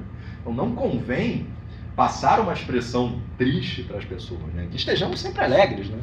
E a alegria também é ferramenta no apostolado, né? As primeiras comunidades, né, quando a gente lê no Atos dos Apóstolos, né, algo que convertia muita gente, né? Eles falavam, olha, vejam como eles se amam, né? Como eles se tratam bem, né? Então a alegria, a caridade, isso tudo é ferramenta no apostolado, né? Então mau cristão é o cristão triste, né? Ou cristão triste, triste cristão, né? Tem esse provérbio aí também, né? Não é um bom cristão se ele está triste. Ele deveria se alegrar, né? Sabemos que somos filhos de Deus, né? Então, espírito de penitência. De que forma se exprime a penitência? Quais são os elementos? Tá, agora ele já vai entrar no sacramento propriamente dito. Quais são os elementos essenciais do sacramento da reconciliação? São 2. Os atos realizados pelo homem que se converte sob a ação do Espírito Santo e a absolvição do sacerdote que, no nome de Cristo, concede o perdão e estabelece a modalidade de satisfação. Tá? Então, para se confessar, não basta o sacerdote. Você pode se confessar com São João Maria Vianney, né? Eu digo São João Maria Vianney porque ele foi um confessor santo, né? Ele foi famoso como confessor, era o cura d'Ars, né? Então, a biografia dele era interessante, né? Pessoas iam de toda a Europa para se confessar com ele porque acontecia algo mágico ali, né? Quando ele confessava, né? Realmente, as pessoas... Esse peso que eu falei que a gente sente era diferente quando ele se confessava com o cura d'Ars, né? Tinha essa fama, né, em toda a Europa, né, e a gente se confessar com ele, e aconteciam umas coisas sobrenaturais, né? Você vê que ele era atacado pelo demônio, às vezes de madrugada, assim, parecia que estava tendo um terremoto, a cama dele tremia e tal, não sei o que, e ele ria, assim, pô, se o demônio tá tão atiçado assim, é porque amanhã vai vir um cara muito pecador aí para se confessar, né? Que bom, que bom. Então, não basta a santidade do sacerdote, existem alguns requisitos nossos, né, do confessando, né, que precisam ser atingidos para que a confissão seja válida. Tá? Quais são esses? O mais importante deles é a contrição. O que é a contrição? É a dor pelos pecados. É você sentir dor porque ofereceu a Deus, porque ofendeu a Deus. Né? Nem sempre essa dor é física, né? Em geral não é, mas você parar no seu exame de consciência e ter um momento para viver isso assim, puxa, essas coisas que eu fiz, eu coloquei um prego a mais na coroa de espinhos ali, né? Mas cada pecado que você faz ali é como você, na hora lá que botou a coroa e estava pá, martelando aqueles espinhos, eu dei uma martelada ali na cabeça de Cristo, né? E que isso mova meu coração a viver um pouco essa dor, né? Essa contrição não apenas é necessária para o sacramento ser válido, como se ela for perfeita, o sacramento, olha o perigo aqui, o sacramento passa a ser desnecessário. Opa, perigo, né? Perigo porque normalmente a gente não sabe que a nossa contrição é perfeita. Isso que eu digo, assim, né? Busque a confissão. Você não sabe se a sua contrição, a maioria das vezes não é.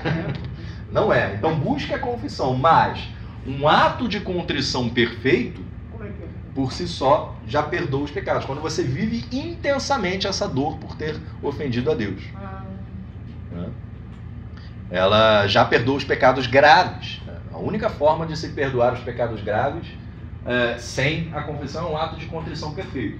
Como normalmente a gente não sabe se o nosso ato de contrição é perfeito, confesse. A confissão vai lhe dar essa garantia desde que tenha os requisitos. Então já falei um deles, que é a contrição. Fala. Mas em relação aos pecados veniais, a comunhão até frequente... Isso, a comunhão apaga. Um Pai Nosso apaga os pecados veniais. Aí qual é a necessidade de fazer a confissão frequente? Legal. Porque ele vai entrar depois, quais são as graças que a gente recebe com o sacramento. O mais óbvio quando a gente está em pecado mortal, uma das graças que a gente recebe com o sacramento é recuperar o estado de graça. Mas existem outras graças que a gente recebe. Por exemplo, a fortaleza para não cair novamente nesses pecados. Então, se eu com frequência tenho essa mania de ficar comendo docinho depois do jantar, né? Não consigo comer sem botar um docinho na boca depois, assim, né? E peco pecados de gula porque eu não comi só um docinho, comi outro lá. Pecado bobo, era um pecado venial. Convém que eu leve para a confissão? A confissão vai me dar uma graça para que eu não volte a cair nesse pecado de novo. Pelo menos que seja mais fácil para mim. Fortalece a minha luta. Quem se confessa regularmente repara que é muito comum você levar os mesmos pecados, né? A gente tem, às vezes, o que é um vício, né? Um vício é um mau hábito, né? Um hábito bom é um hábito virtuoso, um hábito ruim é um vício. Então eu tenho o vício de chegar atrasado na missa, né? Toda missa eu chego já dando glória e tal, não sei o que, virou um vício. Quando acontece só uma vez, só uma vez, mas se acontece aquilo sistematicamente, é um vício, é um mau hábito que eu tenho. Eu tenho o vício de não levantar da cama na hora, eu tenho o vício da gula. Então, às vezes são coisas pequenas, mas você leva para a confissão, isso te fortalece na sua luta contra aqueles pecados. Assim, aí eu estava falando lá dos requisitos. Falei da contrição, tá? Fazer o exame de consciência, tá?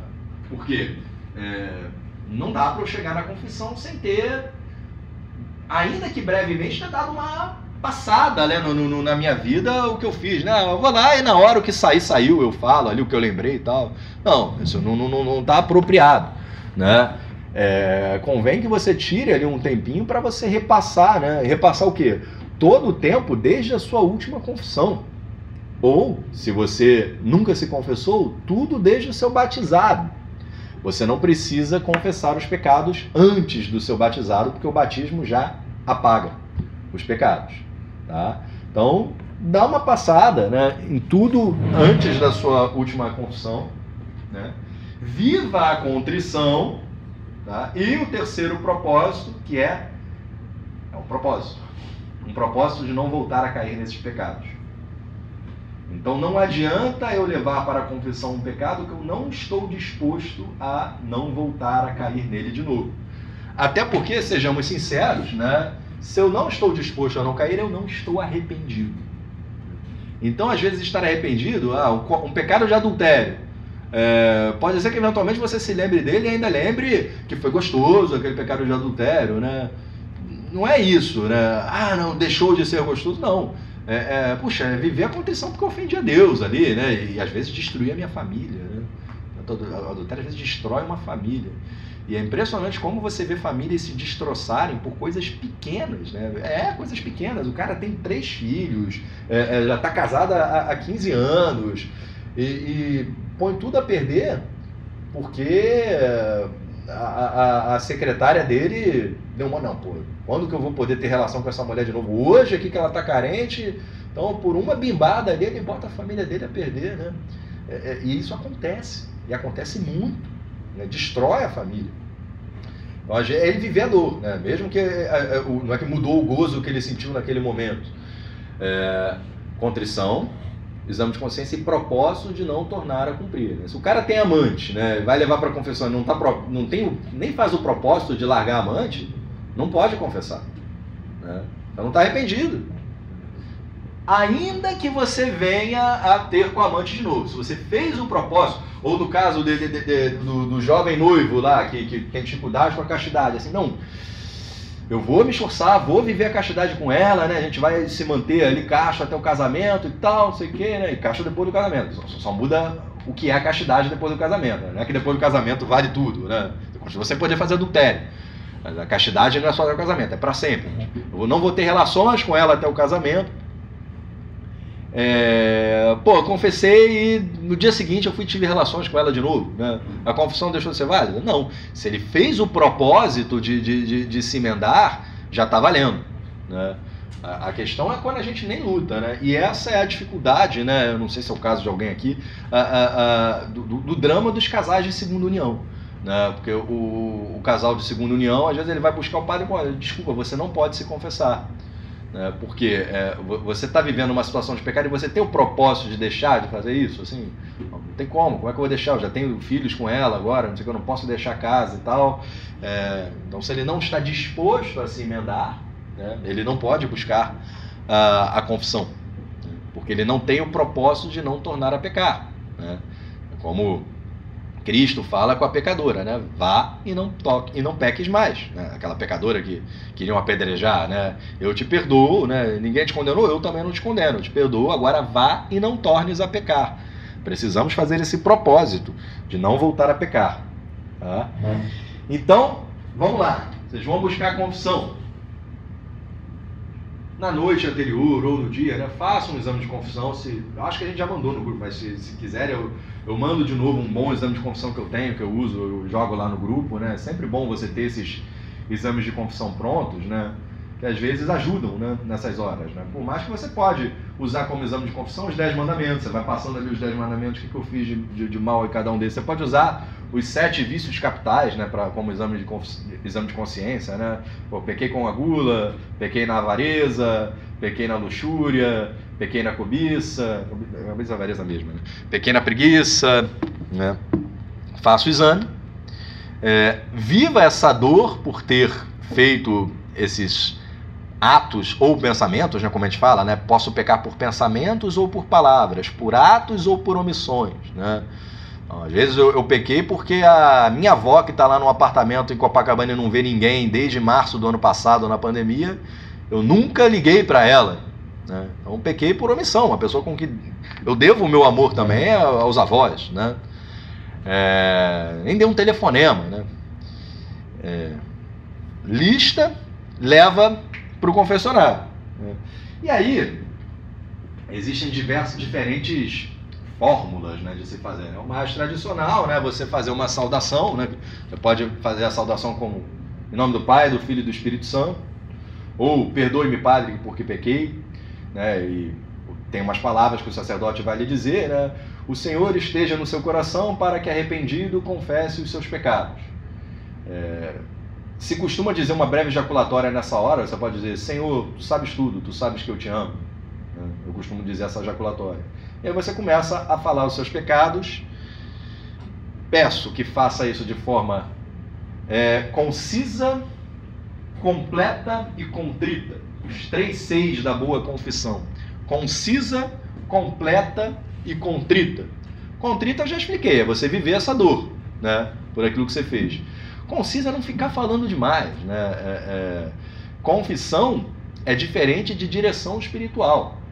Muitas vezes a gente faz as duas coisas juntos, né? Você procura o padre, ele te atende como diretor espiritual, e aí certamente você vai falar mais, vai colocar de forma mais detalhada os aspectos do seu dia a dia, e você pode também aproveitar que você está ali com o padre e confessar. Mas se você está só se confessando, às vezes não convém você se alongar muito, né? O Frei Francisco bateu muito nessa tecla quando teve a última confissão comunitária, né, antes da Páscoa.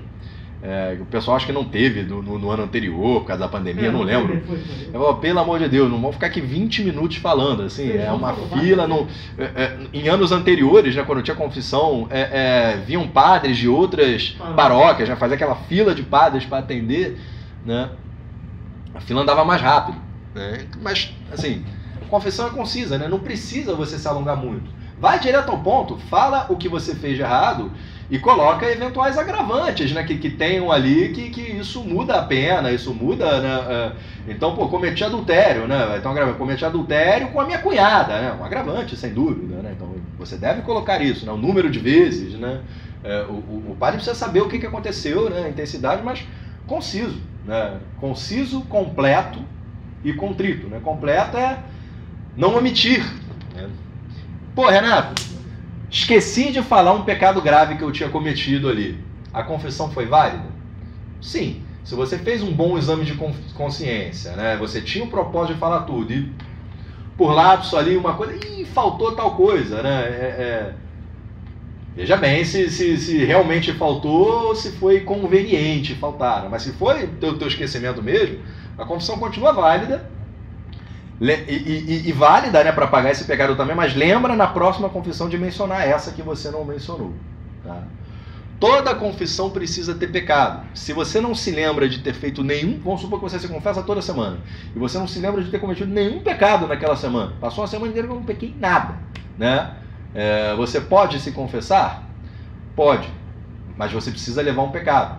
Então você pode retomar um pecado do passado que você já confessou, se você reaviveu a dor dele, né? Então, sei lá, eu cometi adultério 20 anos atrás, e a semana eu queria renovar a dor por aquele adultério lá, que embora já esteja confessado.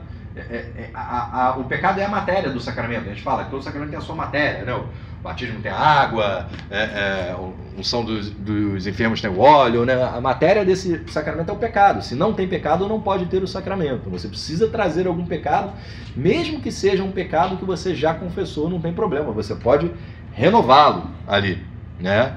E aí, ao final, o padre costuma fazer algumas recomendações, né? Ele costuma dar um conselhozinho bem breve, e você reza o ato de contrição, né? Que também tem várias fórmulas diferentes de ato de contrição, né? Eu recomendo uma que seja bem simples, né? Que você é fácil de memorizar, que você não vai esquecer, que é: Senhor Jesus, tende piedade de mim, que sou um pecador. Pronto, isso é um ato de contrição, né? Precisa ter esse ato de contrição nesse momento. E aí o padre vai fazer aquela fórmula, né? Eu não sei a fórmula que ele fala de cabeça, né? Eu te absolvo os teus pecados, em nome do Pai, do Filho e do Espírito Santo. Você responde amém. As suas boas obras, eu também não lembro de cabeça aí todas as palavras do padre, né? Mas é isso. Saiu dali, vai de imediato rezar a penitência, porque senão você esquece depois, né?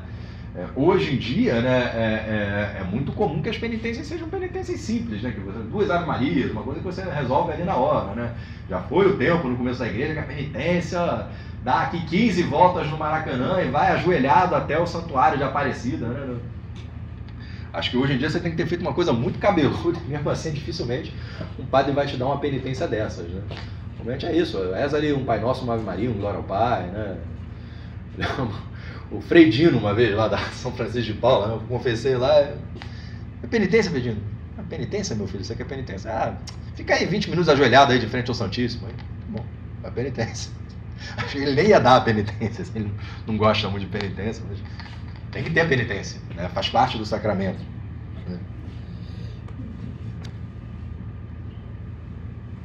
Quais são os atos do penitente? São um diligente exame de consciência, a contrição ou arrependimento, que é perfeita quando é motivada pelo amor para com Deus, e imperfeita se fundada em outros motivos, né? Então ele está explicitando, né, o que é a contrição perfeita, né? Então se essa contrição é porque, coitado daquele cara que eu roubei, depois ele passou a necessidade que eu roubei dele, né? É uma contrição imperfeita, né? Se essa contrição é motivada por amor a Deus, né? Puxa, eu ofendi a Deus, isso torna a contrição mais perfeita. Inclui o propósito de não pecar mais, né? Não está arrependido quem não tem o propósito de não tornar a pecar aquilo, né? Então, puxa, eu já moro com a minha noiva e a gente ainda não casou. E aí, você tem o propósito de fazer diferente, né? Às vezes fazer diferente é você não morar mais com ela, né? Não, mas eu vou ficar num quarto, ela vai ficar num outro quarto. Aí tem que ver individualmente cada situação, né? Pode ser que mesmo você num quarto, a tua noiva na mesma apartamento no outro quarto, seja difícil você conseguir se segurar nessa questão da castidade, né? Sem falar no pecado de escândalo, né? Que para as pessoas que sabem que vocês já moram juntos e vocês ainda não se casaram. Então tem o propósito de não, vou morar em outro lugar aqui até a gente se casar. Ou casa logo, né? Que é outro problema que a gente vê hoje em dia, né? O sujeito fica noivo 3 anos, né? Qual é o propósito do noivado? O propósito do noivado é você conhecer aquela pessoa e saber se é a pessoa que você quer passar o resto da sua vida, né? Se você já entende que é a pessoa que você quer passar o resto da sua vida, né? Casa logo, né? É mais válido você casar logo e viver na graça de Deus do que ficar juntando dinheiro para fazer aquela festa de arromba lá. Bem que às vezes é o sonho da noiva, né? Ter aquela festa de arromba. Acho que atender o sonho dela, mas para viver fora da graça de Deus não vale a pena. Quais pecados se devem confessar? Devem-se confessar todos os pecados graves ainda não confessados de que alguém se lembra, depois de um diligente exame de consciência. A confissão dos pecados graves é o único modo ordinário para obter o perdão. Quando há a obrigação de confessar os pecados graves? Todo fiel, tendo atingido a idade da razão, é obrigado a confessar os próprios pecados graves pelo menos uma vez ao ano, e sempre antes de receber a Santa Comunhão. Portanto, se você tem pecado grave, você não pode comungar, sob risco de cometer outro pecado grave, que é o pecado de sacrilégio, que é comungar sem estar em estado de graça, né? Às vezes você vê isso em missa de 7º dia, né? Eu digo missa de 7º dia porque com frequência alguém que não está habituado aí na igreja vai, né? Conhece aquela família lá, né? Então não está habituado a isso, mas vai naquela missa. Eu tô aqui, eu vou comungar, né? Às vezes você vê na missa de 7º dia, antes da comunhão, para comungar é necessário estar em estado de graça, alguém dá esse aviso, assim, né? Para que a pessoa não comungue sem saber que não pode. E eu lembro, né? Eu fiz primeira comunhão com 10 anos, mas eu vivi muito tempo afastado da igreja, né? Minha família, meus pais não iam na missa, não tive, né, uma formação em casa, né, de fé. Eu fui me converter já com uns 28 anos, assim. E eu cometi esse pecado de sacrilégio algumas vezes, né? Um pouco por ignorância, assim, né? Ia lá numa missa por acaso, num dia ali, tô aqui na missa, eu vou comungar, né? E, puxa, eu não sabia, né? Não estava em estado de graça, né? Não sabia nem o que era estado de graça. Mas se não estamos em estado de graça, não podemos comungar. É muito bom, né? Muitas igrejas fazem isso, né? De colocar na missa, ao mesmo tempo que tem um sacerdote ali celebrando, às vezes botar um segundo sacerdote no confessionário, né? Então, se você chegou ali na missa, né? E tem um outro sacerdote ali no confessionário e você está em pecado, você pode ali durante a missa mesmo ir lá no confessionário. É mais conveniente que você faça isso antes da missa começar. Não deu? Você pode fazer mesmo enquanto a missa já começou, você foi ali, confessou, voltou para o seu lugar, está tudo certo, já pode comungar. Você vê isso, essa realidade em algumas igrejas, né? Isso é muito bom. Outra coisa, se você chegou na missa de domingo e já está no ofertório, você pode comungar? Não. Não pode.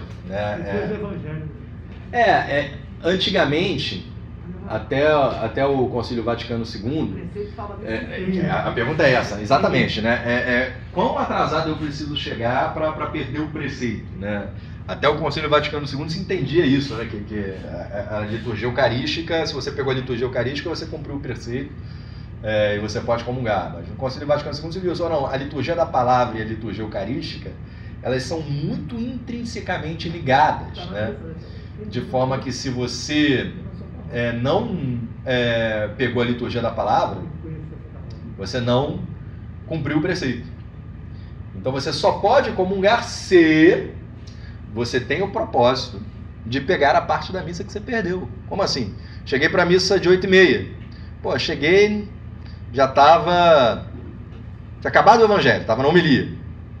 Ok, você pode assistir a homilia, faz o credo, as preces da Assembleia, liturgia eucarística, comunga, mas você vai assistir o comecinho que você perdeu da próxima missa. Começou a missa de 10h30, não é o ideal. O ideal é você assistir na ordem certa, né? Mas é uma coisa que pode ser feita sem estar pecando. Você foi na de domingo, você chega assim no finalzinho da missa, pode comungar? Pode. Assim, é conveniente, né? Acho que a Aninha falou isso na aula que ela deu, né? Que você tem o mesmo zelo que você tem pela missa dominical que você tenha pela missa ferial, né? A missa da semana, né? Porque é o mesmo sacrifício de Cristo que está ali se renovando de forma incruenta. Mas, como você não está em pecado, né? Porque você não tinha obrigação de estar naquela missa completa, né? Você poderia comungar. Então, se você para pensar, né? Às vezes você está hospitalizado no hospital e vai lá o ministro levar a comunhão para você. Você não assistiu a missa inteira, né? Ele vai ter uma liturgia, ele vai ler a palavra, né? Tem um rito, mas não é uma missa inteira e você comunga, né? Então, a comunhão nem sempre está ligada à missa inteira, né? Algumas paróquias, às vezes, que não tem missa todo dia, mas ele bota uma celebração da palavra na terça-feira, né? Não tem missa e as pessoas comungam, né? Então, não é requisito para se comungar ter uma missa inteira, né? É requisito ter uma missa, né? Até, né? Você pode ter a liturgia da palavra. Então, durante a semana, você não está em pecado. Convém que você assista inteiro, né? Se esforce para assistir inteiro, mas se você chegou atrasado durante a semana e comungou, você não está cometendo pecado. Quer perguntar? Não. Para perder de comunhão, se caso tiver algum propósito, tipo os 5 sábados de consagração a Nossa Senhora, e aí você não teve tempo de comungar no sábado e aí você encontra um padre e pede para comungar? Pode. Por exemplo, eu vou em missa diária, né? Eu, Renato, eu vou na missa diariamente. E colocar um exemplo de uma situação, eu lembro quando nasceu a minha sobrinha, eu estava no consultório, aí, vou na missa depois, eu tenho ido na missa ou às 18, quando eu saio do consultório até às 19 na São Marcos, né? Eu saio do consultório, eu vou pra missa. E aí o meu irmão ligou, olha, vai nascer aqui a Lara, tô indo pra maternidade lá na São José, acho que a São José, de um tempo pra cá nem tem mais maternidade, mas tinha. E a São José, ali no Humaitá, é um hospital cuidado por irmãs, né? As irmãs Santa Catarina. E tem um capelão, um padre que fica lá. Então você pode ligar lá pro ramal do capelão e pedir a comunhão.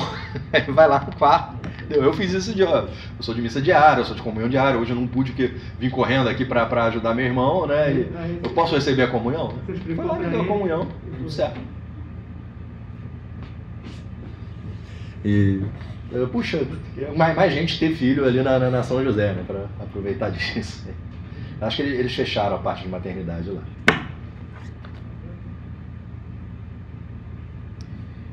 Aí ele vai responder a tua pergunta. Por que os pecados veniais podem ser também objeto de confissão sacramental? 306. Embora não seja estritamente necessária, a confissão dos pecados veniais é vivamente recomendada pela Igreja porque nos ajuda a formar uma reta consciência e a lutar contra as tendências más, para nos deixar curar por Cristo e progredir na vida do Espírito. Então ele até menciona um outro aspecto que eu não mencionei quando coloquei, né, para você a resposta, que é essa preocupação da formação da consciência.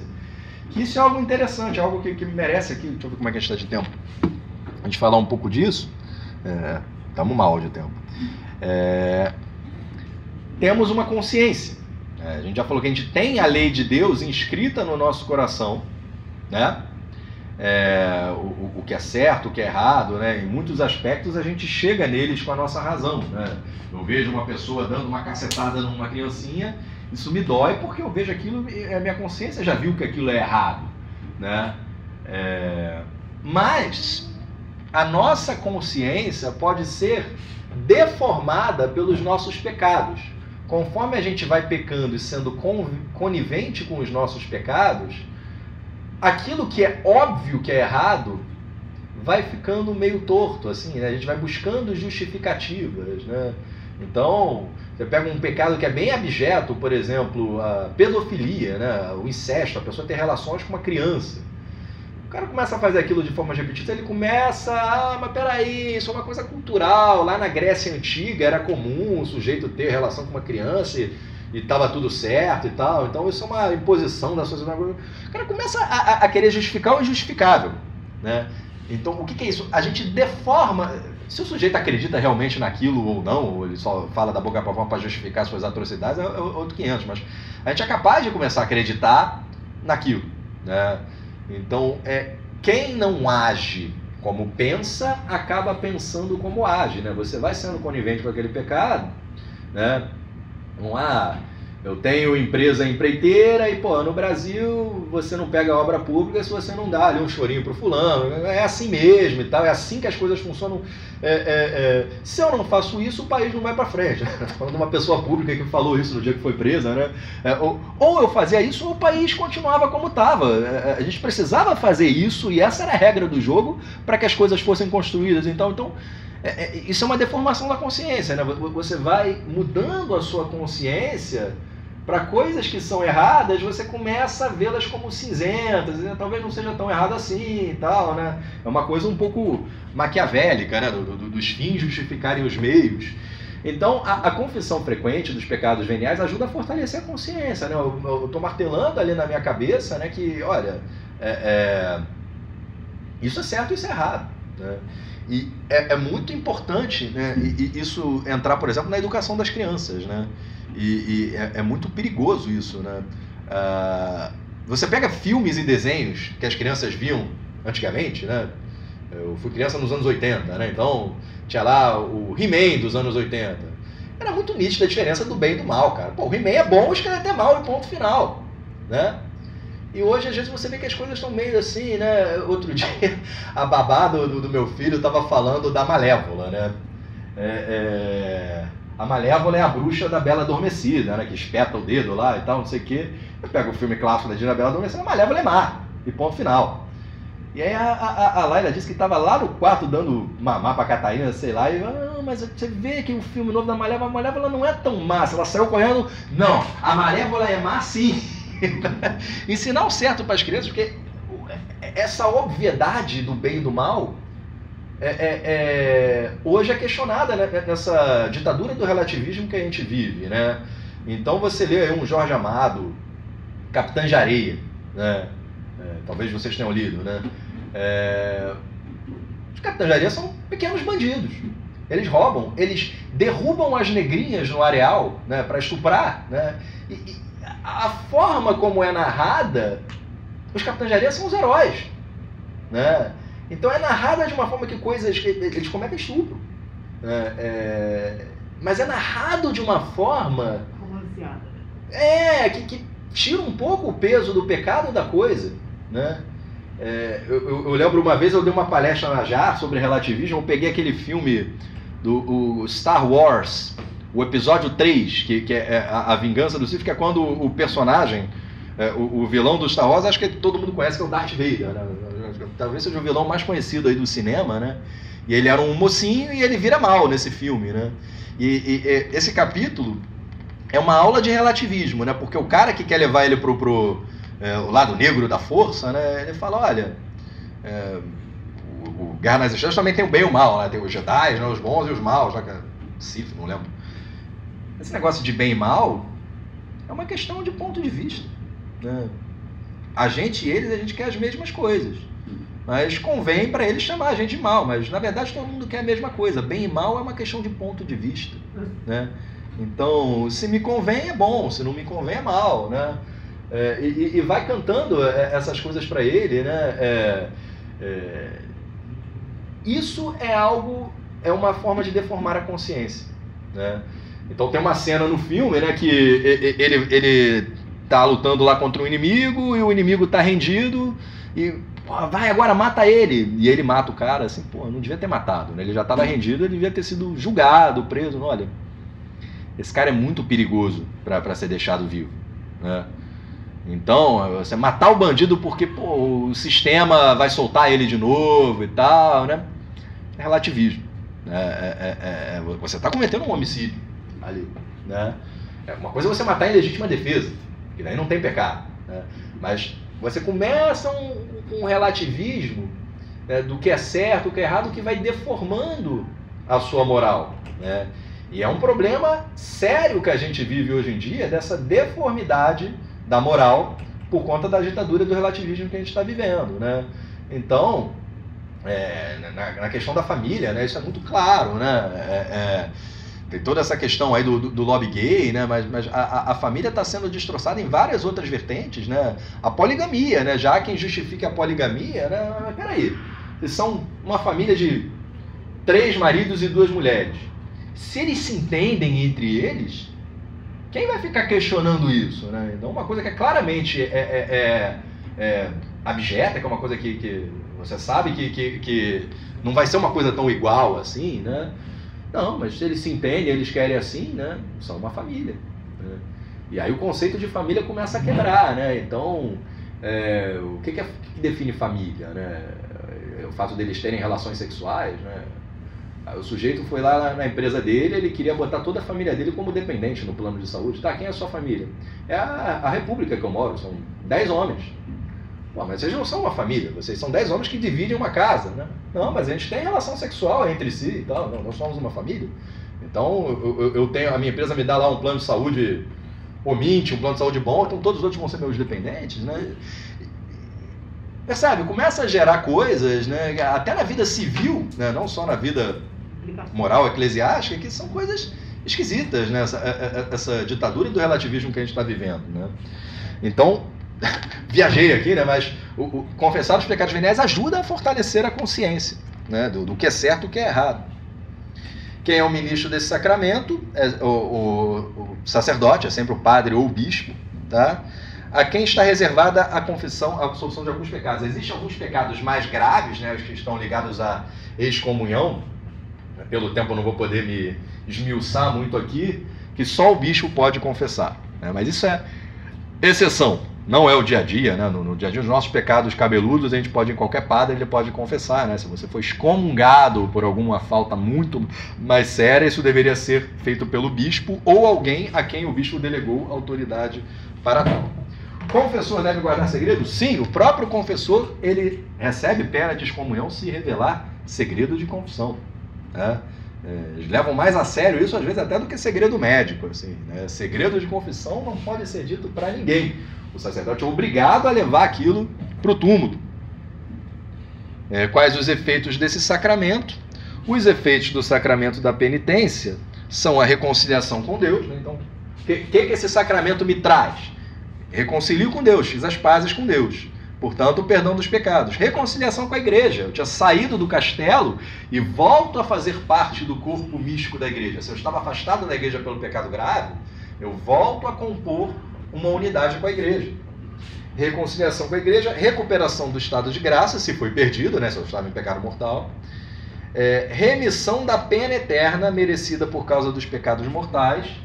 E, pelo menos em parte, das penas temporais. Opa, então isso aqui eu vou ter que falar, eu vou gastar os últimos minutos aqui para falar disso, né? Que é a última pergunta, que são as indulgências. Existe uma pena eterna e existe uma pena temporal. Qual é a diferença? Pena eterna é morri sem estado de graça, já era, inferno, né? Não vou ser salvo. Se morri sem estar em estado de graça, eu vou ter a pena eterna. Não muda, né? Vou passar o resto da eternidade afastado de Deus, porque assim eu quis. E o que é a pena temporal? Você se confessou, você apagou a pena eterna, volta a merecer o céu. Mas vamos supor que você passou ali uma vida inteira devassa, matou muita gente, cometeu muito adultério. No final da tua vida você vai, se arrepende, o seu arrependimento é válido, você se confessa, você vai direto para o céu depois de morrer? Não. Você tem que pagar uma pena temporal por aquilo que você fez, aí é aquele conceito do purgatório, onde você vai expurgar essa pena temporal. Temporal porque quem está no purgatório já está salvo. Se o sujeito foi no purgatório, se eu tenho em vista a eternidade, alguma hora ele vai para o céu, né? Alguma hora ele vai para o céu. Ele vai passar um tempo, quanto tempo não sei, ali, tirando essa pena temporal para ir para o céu. E o sacramento da confissão, ele apaga em parte esta pena temporal, né? A gente também tem uma outra ferramenta para isso, que são as indulgências. As indulgências são obras que apagam a pena temporal. E se for uma indulgência plenária, ela apaga totalmente a pena temporal, né? Quais são as obras que a igreja... Deixa eu ler o que ele fala da indulgência aqui. As indulgências são remissão diante de Deus da pena temporal merecida pelos pecados, já perdoados quanto à culpa que o fiel em determinadas condições adquire para si mesmo ou para os defuntos, né?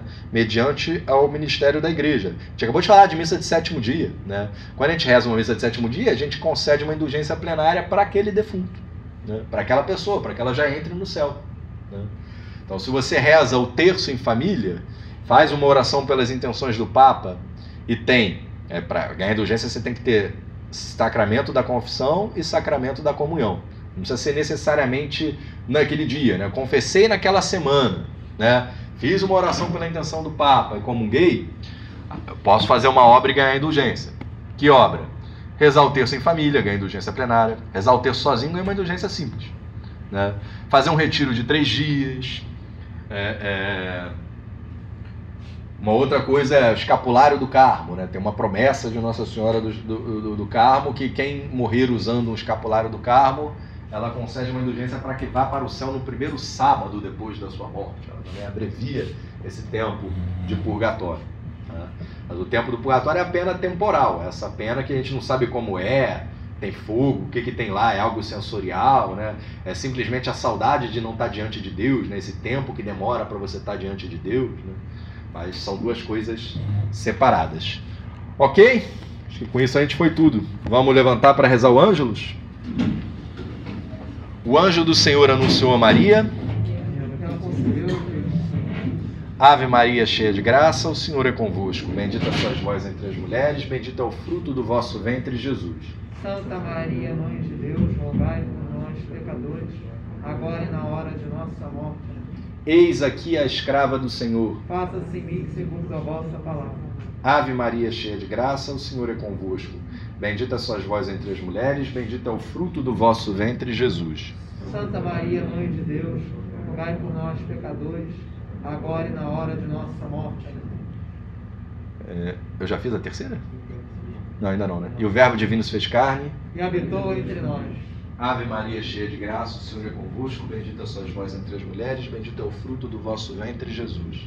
Santa Maria, Mãe de Deus, rogai por nós, pecadores, agora e na hora de nossa morte. Rogai por nós, Santa Mãe de Deus, para que sejamos dignos das promessas de Cristo. Oremos. Derramai, ó Deus, a vossa graça nos nossos corações, para que nós, que conhecendo pela anunciação do anjo a encarnação do vosso Filho, cheguemos por sua paixão e cruz à glória da ressurreição. Por Cristo, Senhor nosso. Amém. Estivemos reunidos em nome do Pai, do Filho e do Espírito Santo. Amém. Boa!